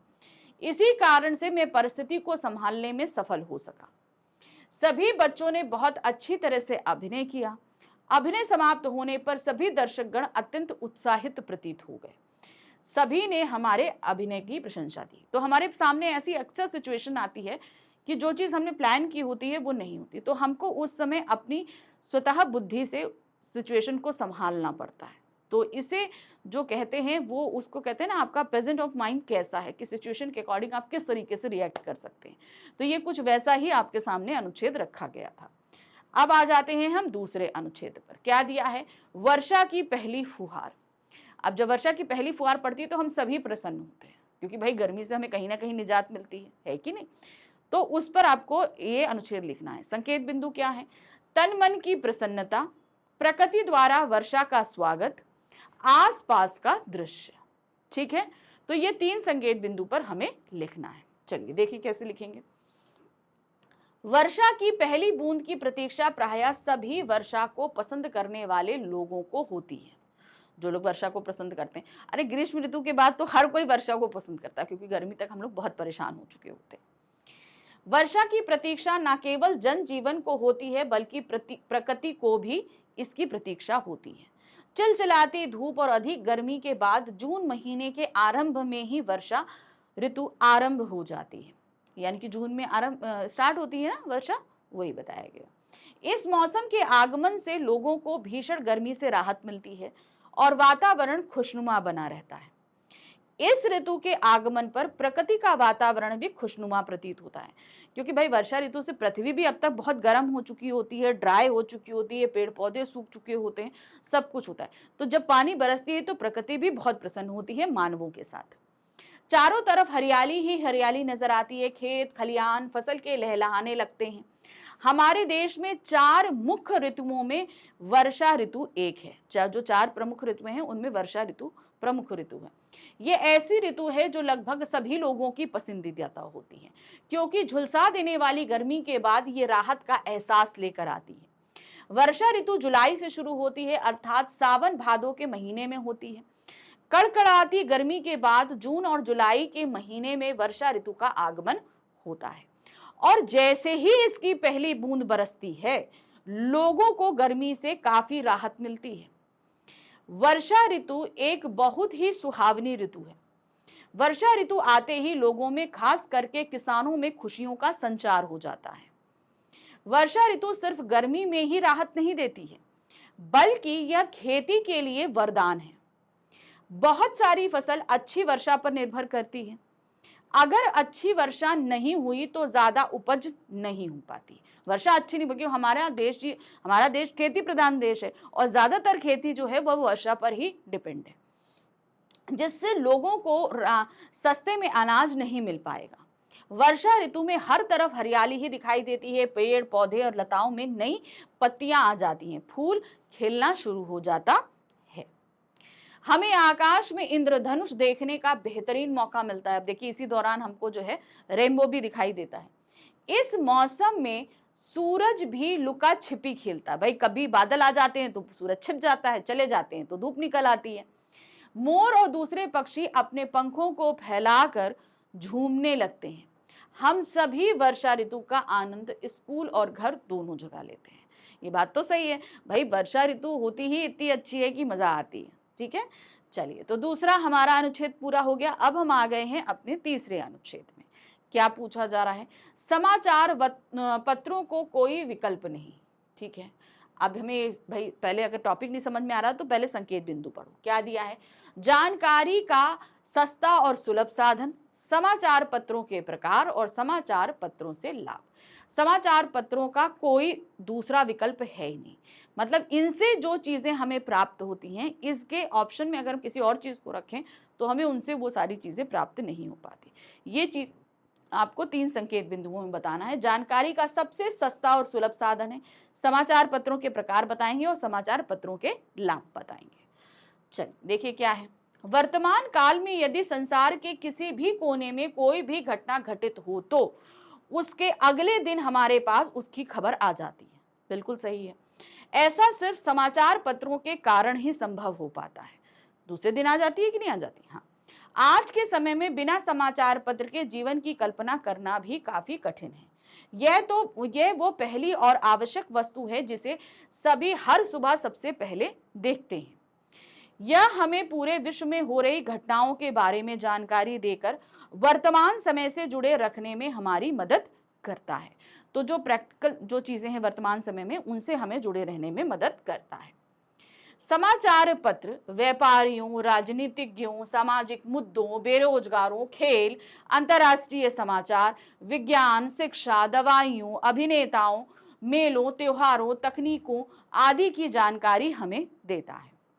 जानकारी के आधार पर समाचार पत्र कुल 6 प्रकार के होते हैं। पहला, स्थानीय समाचार पत्र, क्षेत्रीय समाचार पत्र, राष्ट्रीय समाचार पत्र, अंतर्राष्ट्रीय समाचार पत्र, विशिष्ट समाचार पत्र, व्यापारिक समाचार पत्र। तो ये जो है 6 तरीके के समाचार पत्र होते हैं। सभी प्रकार के समाचार पत्र हमें ज्ञान, कौशल, तकनीकी जागरूकता को बढ़ाने में हमारी सहायता करते हैं। समाचार पत्र लोगों की आवश्यकता और जरूरत के अनुसार लोगों के एक से अधिक उद्देश्यों की पूर्ति करता है। ये चीज रहता है। समाचार पत्र बहुत ही प्रभावी और शक्तिशाली होते हैं और संसार की सभी खबरों और सूचनाओं को एक साथ एक स्थान पर लोगों तक पहुंचाता है। सूचनाओं की तुलना में इसकी कीमत बहुत कम है, यानी कि इसका जो प्राइस रेट है, जितनी हमें सूचना मिलती है उसके एवज में तो हम बहुत कम पैसा देते हैं, 3, 3.5, 4, 5 रुपए देते हैं, है कि नहीं। यह हमारे ये चारों ओर हो रही सभी घटनाओं के बारे में सूचित करता रहता है। यदि हर प्रतिदिन नियमित रूप से समाचार पढ़ते ने की आदत बनाते हैं तो ये हमारे लिए काफी लाभदायक हो सकता है। यह हमें पढ़ने की आदत को विकसित करता है, हमारे व्यक्तित्व में सुधार करता है और हमें बाहर के बारे में सभी जानकारी देता है। यही कारण है कि हमें नियमित रूप से प्रत्येक सुबह अखबार पढ़ने की आदत होनी चाहिए। तो ये बहुत जरूरी है कि प्रतिदिन आप अखबार पढ़िए, ये आपके लिए बहुत जरूरी है। तो यहाँ पर हमारे जो ये 3 अनुच्छेद थे हमने आपको करा दिए। अब हम बढ़ेंगे अपने अगले प्रश्न में जहां पर हम करेंगे पत्र। ठीक है, चलिए देखते हैं। प्रश्न संख्या 15 में जैसा कि हमने बताया कि आपके पास आने वाले हैं 2 प्रश्न। ठीक है, अब दोनों में से आपको करना है सिर्फ एक प्रश्न, और जो भी एक पत्र करोगे वो आपको 100 शब्दों में लिखना है, और इसके लिए मिलेंगे आपको 5 नंबर। ठीक है, तो पहला प्रश्न देखते हैं कि कौन सा पत्र दिया गया है। आपका नाम मुदित या मुदिता है। प्रतियोगिता परीक्षाओं में प्रवेश हेतु प्रदेश सरकार द्वारा आर्थिक दृष्टि से कमजोर प्रतिभाशाली छात्रों के लिए निःशुल्क शिक्षण की व्यवस्था की गई है।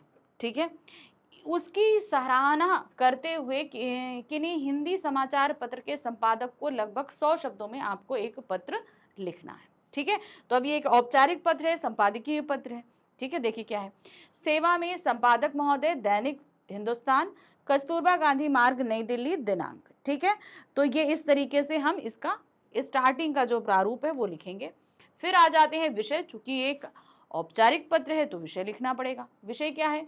प्रदेश सरकार द्वारा प्रतिभाशाली और गरीब बच्चों के लिए संचालित निःशुल्क शिक्षण हेतु सराहना पत्र। हम इसको अप्रिशिएट करते हुए लिख रहे हैं कि सरकार ने ये बहुत अच्छी योजना चलाई है।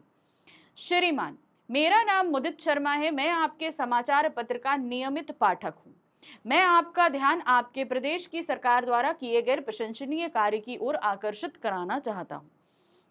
आपके क्षेत्र में सरकार ने गरीब और प्रतिभाशाली बच्चों को जो प्रतियोगी परीक्षा में भाग लेना चाहते हैं परंतु आर्थिक रूप से सक्षम ना होने के कारण परीक्षा की तैयारी नहीं कर पाते, भाई पढ़ाई के लिए बहुत पैसा लगता है, अब इन लोगों के पास इतनी पैसा नहीं है, उनके लिए निःशुल्क शिक्षण की व्यवस्था की है।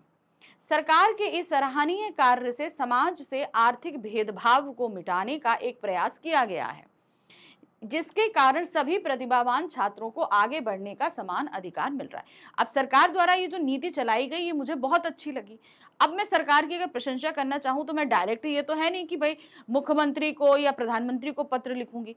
अब जाहिर सी बात है ये सराहना करते हुए अगर हम संपादक को पत्र लिखेंगे तो सभी लोगों को इस बारे में पता भी चलेगा जो इस बारे में नहीं जानते हैं, है ना। आपसे निवेदन है कि सरकार को इस प्रशंसनीय कार्य के विषय में धन्यवाद देते हुए अपने अखबार में सरकार का अभिवादन करने की कृपा करें। आशा है कि इस विषय में आप अवश्य विचार करेंगे। धन्यवाद, भव्य मुदित पाठक। ठीक है, सिंपल आपको एक वो चीज देनी है और कुछ नहीं। अब चलिए चलते हैं दूसरे प्रश्न की तरफ। दूसरा प्रश्न भी चूंकि आपके यहाँ तो जो कोर्स बी में है उसमें सिर्फ औपचारिक पत्र ही है, तो देखिए क्या है।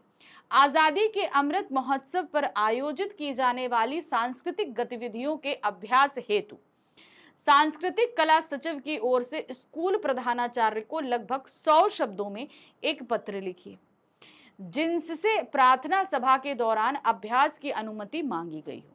तो अब आपको क्या करना है, अभ्यास के लिए एक अनुमति मांगनी है, तो जिसके लिए आप प्रिंसिपल को पत्र लिख रहे हो। तो चूंकि प्रिंसिपल को लिख रहे हैं तो औपचारिक पत्र ही रहेगा। ठीक है।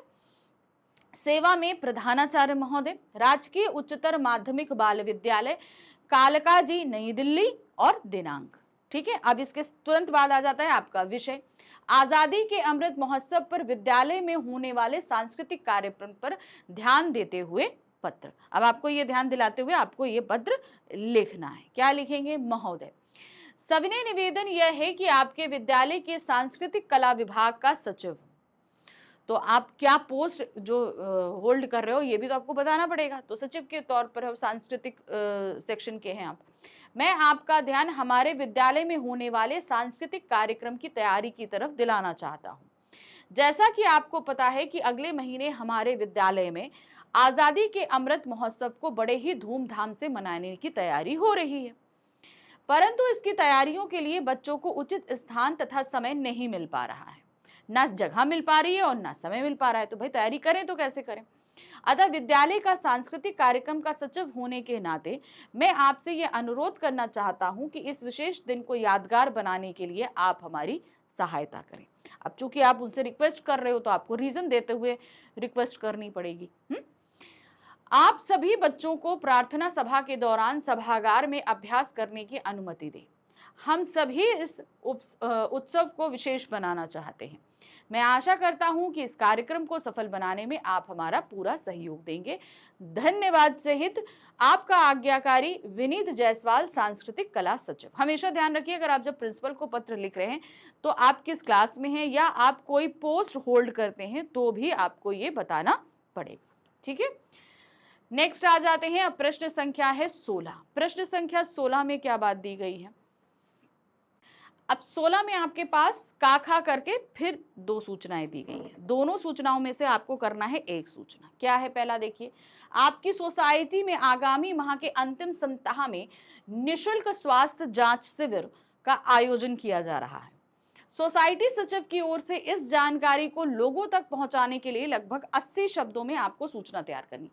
तो अब आपको तैयार करना है एक सूचना तैयार करनी। सूचना का फॉर्मेट आप लोगों को ऑलरेडी पता है, सिर्फ 80 शब्दों के अंदर काम करना है। तो दो सूचनाएं हैं का और खा में, तो जो भी आप करोगे उसके लिए आपको मिलने वाले हैं कितने, 4 मार्क्स। ठीक है, चलिए, तो सूचना को आपको पता है कि पहले आपको बनाना पड़ता है बॉक्स, फिर लिखना पड़ता है उस संस्था का नाम जो सूचना इशू कर रही है, नीलकंठ सोसाइटी नई दिल्ली। उसके बाद आपको सूचना देना पड़ता है, दिनांक डालनी पड़ती है और फिर आपको विषय देना पड़ता है जिस विषय पर आप नोटिस इशू कर रहे हो। क्या है, निशुल्क स्वास्थ्य जांच शिविर की सूचना। ठीक है, तो ये हम ये सूचना देने वाले हैं। अब क्या लेंगे, आप सभी सोसाइटी वासियों को सूचित किया जाता है कि अगले माह के अंतिम सप्ताह में पूरे 7 दिनों के लिए हमारी सोसाइटी में एक स्वास्थ्य जांच शिविर का आयोजन किया जा रहा है। इस शिविर के में स्वास्थ्य संबंधी जांचें निशुल्क की जाएंगी, यानी कि फ्री ऑफ द कॉस्ट होगी। अतः आप सभी से यह अनुरोध है कि कृपा करके इस स्वास्थ्य शिविर में सम्मिलित होकर लाभ उठाएं। तो भाई सारी सोसाइटी वालों को बताना है कि ऐसा शिविर लग रहा है ताकि वो जांच करा सके। ठीक है, हस्ताक्षर अमन सचिव। तो मोस्टली सोसाइटी के लिए जो भी आप याद रखना, जो भी नोटिस इशू की जाती है वो सेक्रेटरी के थ्रू की जाती है। तो यह सेक्रेटरी मतलब सचिव। अब हमारे पास दूसरी सूचना क्या है, दोनों में से एक करनी थी, का या खा में से। अब खा क्या है, आप 10वीं कक्षा की के अर्पित या अर्पिता है। अब नाम आपका जो कुछ भी हो, आप लड़की है तो आपका नाम अर्पिता है, लड़के हैं तो आपका नाम अर्पित है। भोजना अवकाश के दौरान खेल के मैदान में आपका ब्लेजर यानी कि कोट छूट गया, उससे संबंधित जानकारी देते हुए लगभग 80 शब्दों में एक सूचना तैयार करिए। अब चूंकि क्या है, इंटरवल के दौरान आपका ब्लेजर जो है वो छूट गया था। अब उस ब्लेजर के लिए आपको एक नोटिस देना ताकि किसी को मिला हो तो वो आपको वापस कर दे। ठीक है, तो ये सूचना के लिए सबसे पहले आप ब्लॉग बनाओगे। केंद्रीय विद्यालय शिमला, चूंकि स्कूल में ही है, सूचना, दिनांक, ब्लेजर या कोट छूट जाने की सूचना, यही विषय है हमारा। सभी विद्यार्थियों को यह सूचित किया जाता है कि विद्यालय के खेल मैदान में भोजना अवकाश के दौरान दोपहर के लगभग 1 बजे मेरा ब्लेजर यानी कि कोट छूट गया। मेरा नाम अर्पित अग्रवाल है। आप सभी से यह अनुरोध है कि यह कोट यदि किसी को भी मिले तो कृपा करके दिए गए नंबर पर संपर्क करें। ठीक है, यह कोट आप विद्यालय के कार्यालय में भी जमा कर सकते हैं। यह कोट भूरे रंग का है तथा इस पर काले रंग का पट्टा लगा है। अत्यधिक जानकारी के लिए संपर्क करें। मोबाइल नंबर आप दे देंगे, क्योंकि आपने कहा कि भाई मोबाइल पे संपर्क करें, तो आप मोबाइल नंबर आपको देना पड़ेगा। नहीं तो सीधे सीधे आप अपनी कक्षा में भी बोल सकते हैं, या आप जो अगर आपके स्कूल में खोया पाया विभाग है तो आप वहां पर बोल सकते हो, कहीं पर भी कह सकते हो। ठीक है, हस्ताक्षर अर्पित अग्रवाल। ठीक है, हाँ, नीचे आप अपनी कक्षा को लिख सकते हैं, आप क्लास 10th को जो है सेक्शन ए या बी जो भी है उसको मेंशन कर सकते हैं। चलिए, अब हम आ गए प्रश्न संख्या 17 में। यहाँ पर हमारे पास दिए गए हैं 2 विज्ञापन, का और खा में 2 विज्ञापन दिए गए हैं। दोनों में से करना है आपको एक विज्ञापन, और जो भी आप विज्ञापन करेंगे उसके लिए आपको मिलेंगे, यहाँ पर 60 नंबर का है तो 4 नंबर आपको मिलेंगे। ठीक है, चलिए देखते हैं। आपकी माता जी तरह तरह के स्वादिष्ट अचार बनाती है। इन अचारों की बिक्री के प्रचार प्रसार हेतु लगभग 60 शब्दों में एक आकर्षण विज्ञापन तैयार करिए। ठीक है, अब ये विज्ञापन तैयार करना है। देखिए, तो क्या है, विज्ञापन के लिए हमेशा ध्यान रखना एक ब्लॉग बनाना। अब चूंकि अचार का है, तो जिन लोगों की ड्राइंग अच्छी है तो वो अचार के डिब्बे वगैरह कुछ बना सकते हैं, आम का अचार, नींबू का अचार, कटहल का अचार लिख देना उन बरनियों पर। नहीं तो कुछ इस तरीके से स्टॉल बनाकर उनमें आप डिब्बे रख सकते हो। आदमी मत बनाओ, मत बनाओ, नहीं आ रहा है तो मत बनाओ, कोई दिक्कत नहीं है। ठीक है, माँ के हाथ का स्वाद जो हमेशा रहेगा याद, घर का बना हुआ स्वादिष्ट व सस्ता अचार, एक बार खाओगे तो खाते रह जाओगे, स्वाद इतना बढ़िया कि भूल ना पाओगे। तो ये कुछ आपने टैग दे दिया ताकि लोग घर के अचार के नाम से ज्यादा अट्रैक्ट होते हैं। ठीक है, आपके नजदीकी दुकानों में विभिन्न प्रकार के अचार उपलब्ध हैं। कौन कौन सा अचार है? आम का अचार, नींबू का अचार, कटहल का अचार, लहसुन का अचार, आंवले का अचार, सूरन का अचार। ठीक है, होम डिलीवरी की सुविधा भी है, मिलन अचार। ठीक है, इसमें इस पूरे विज्ञापन में सिर्फ एक मिस्टेक है, आप होम डिलीवरी करा रहे हो तो फोन नंबर आपको देना पड़ेगा और जिस भी दुकान में आपने ये अपने अचार रखे हैं उस दुकान का नाम भी देना पड़ेगा। और आपकी अपनी है तो आप वहां पर भी दे सकते हो। नेक्स्ट, दूसरा विज्ञापन है हमारे पास में, विद्यालय में आयोजित होने वाले बसंत मेले के प्रचार प्रसार हेतु 60 शब्दों में आकर्षक विज्ञापन तैयार करिए। या तो आपको वो विज्ञापन करना था या ये करना था, दोनों में से जो आपको सही लगे वो आपको करना था। यहाँ पर क्या है, यहाँ पर वसंत मेला है, दिल्ली पब्लिक स्कूल वसंत, तो मेले का कुछ फिगर बनाने के लिए आप आइसक्रीम वालों को बना सकते हो, खिलौने लिए चल रहे हैं और वो बुढ़िया के बाल आते हैं, वो आपने जिसे हम लोग कैंडीज क्या कहते हैं उसको, कौन सी वो कैंडी होती है जो बुढ़िया के बाल होते हैं, वो आपने कैंडी दे सकते हो, कुछ झूले लगा सकते हो, कुछ इस तरीके से लगाओगे। दिनांक 25 मार्च से लेकर 31 मार्च तक, समय है शाम 4 बजे से 8 बजे तक। ठीक है, खुशियों के बाहर आया बसंत का त्योहार, रंग बिरंगी फुहार लाया बसंत का त्योहार। ठीक है, फिर आते हैं बसंत मेले के आयोजन में पूरे परिवार के साथ सम्मिलित होकर इसका आनंद उठाएं। क्या है, स्थान है विद्यालय सभागार, मेले में उपलब्ध वस्तुएं हैं हस्त निर्मित चित्र, विभिन्न प्रकार के व्यंजन, स्वाद, सजावट का सामान, घरेलू सामग्री और मनोरंजक पुस्तकें। तो जो मेले का मुख्य आकर्षण है वो आप यहाँ सारा बता देंगे कि मेले में क्या क्या चीजें मिल रही हैं। अब ये मेला लगा कहाँ पर है, अधिक जानकारी के लिए संपर्क करें दूरभाष संख्या। अब आपने बता दिया है दिल्ली पब्लिक स्कूल में ऑलरेडी बसंत मेला लगा हुआ है, तो आप वहां नीचे दे सकते हो कहां पर लगा है, ये भी जरूरी है, और बाकी आपने मोबाइल नंबर तो दे ही दिया है।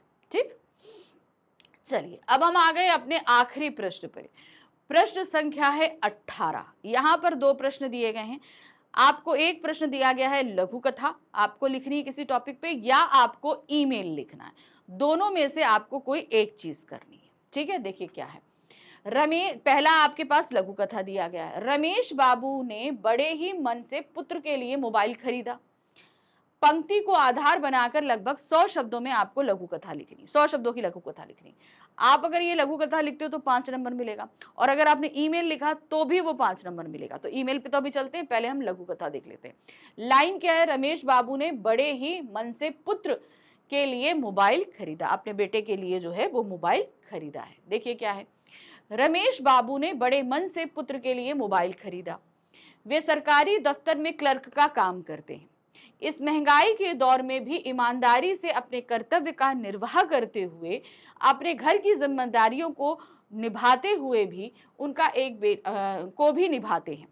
उनका एक बेटा है जिसका नाम निर्मल, कक्षा 9 में पढ़ता है।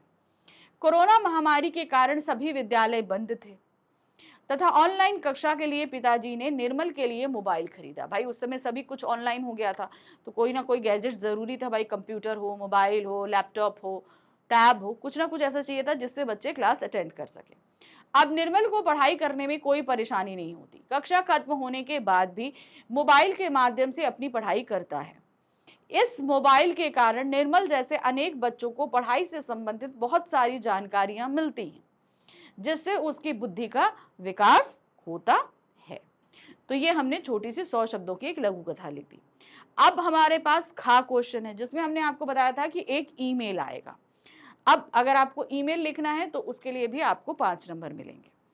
मौसम विभाग द्वारा भारी बारिश की चेतावनी जारी किए जाने के कारण प्रशासन ने 2 दिन के लिए शिक्षण संस्थानों को बंद करने का निर्देश दिया, यानी कि जितने भी शिक्षण संस्थान थे उन सभी को बंद करने का आदेश दिया। स्कूल प्रधानाचार्य की ओर से लगभग 100 शब्दों में अभिभावकों तक इस जानकारी को पहुंचाने के लिए विद्यालय की वेबसाइट पर डालने हेतु एक ईमेल तैयार करिए।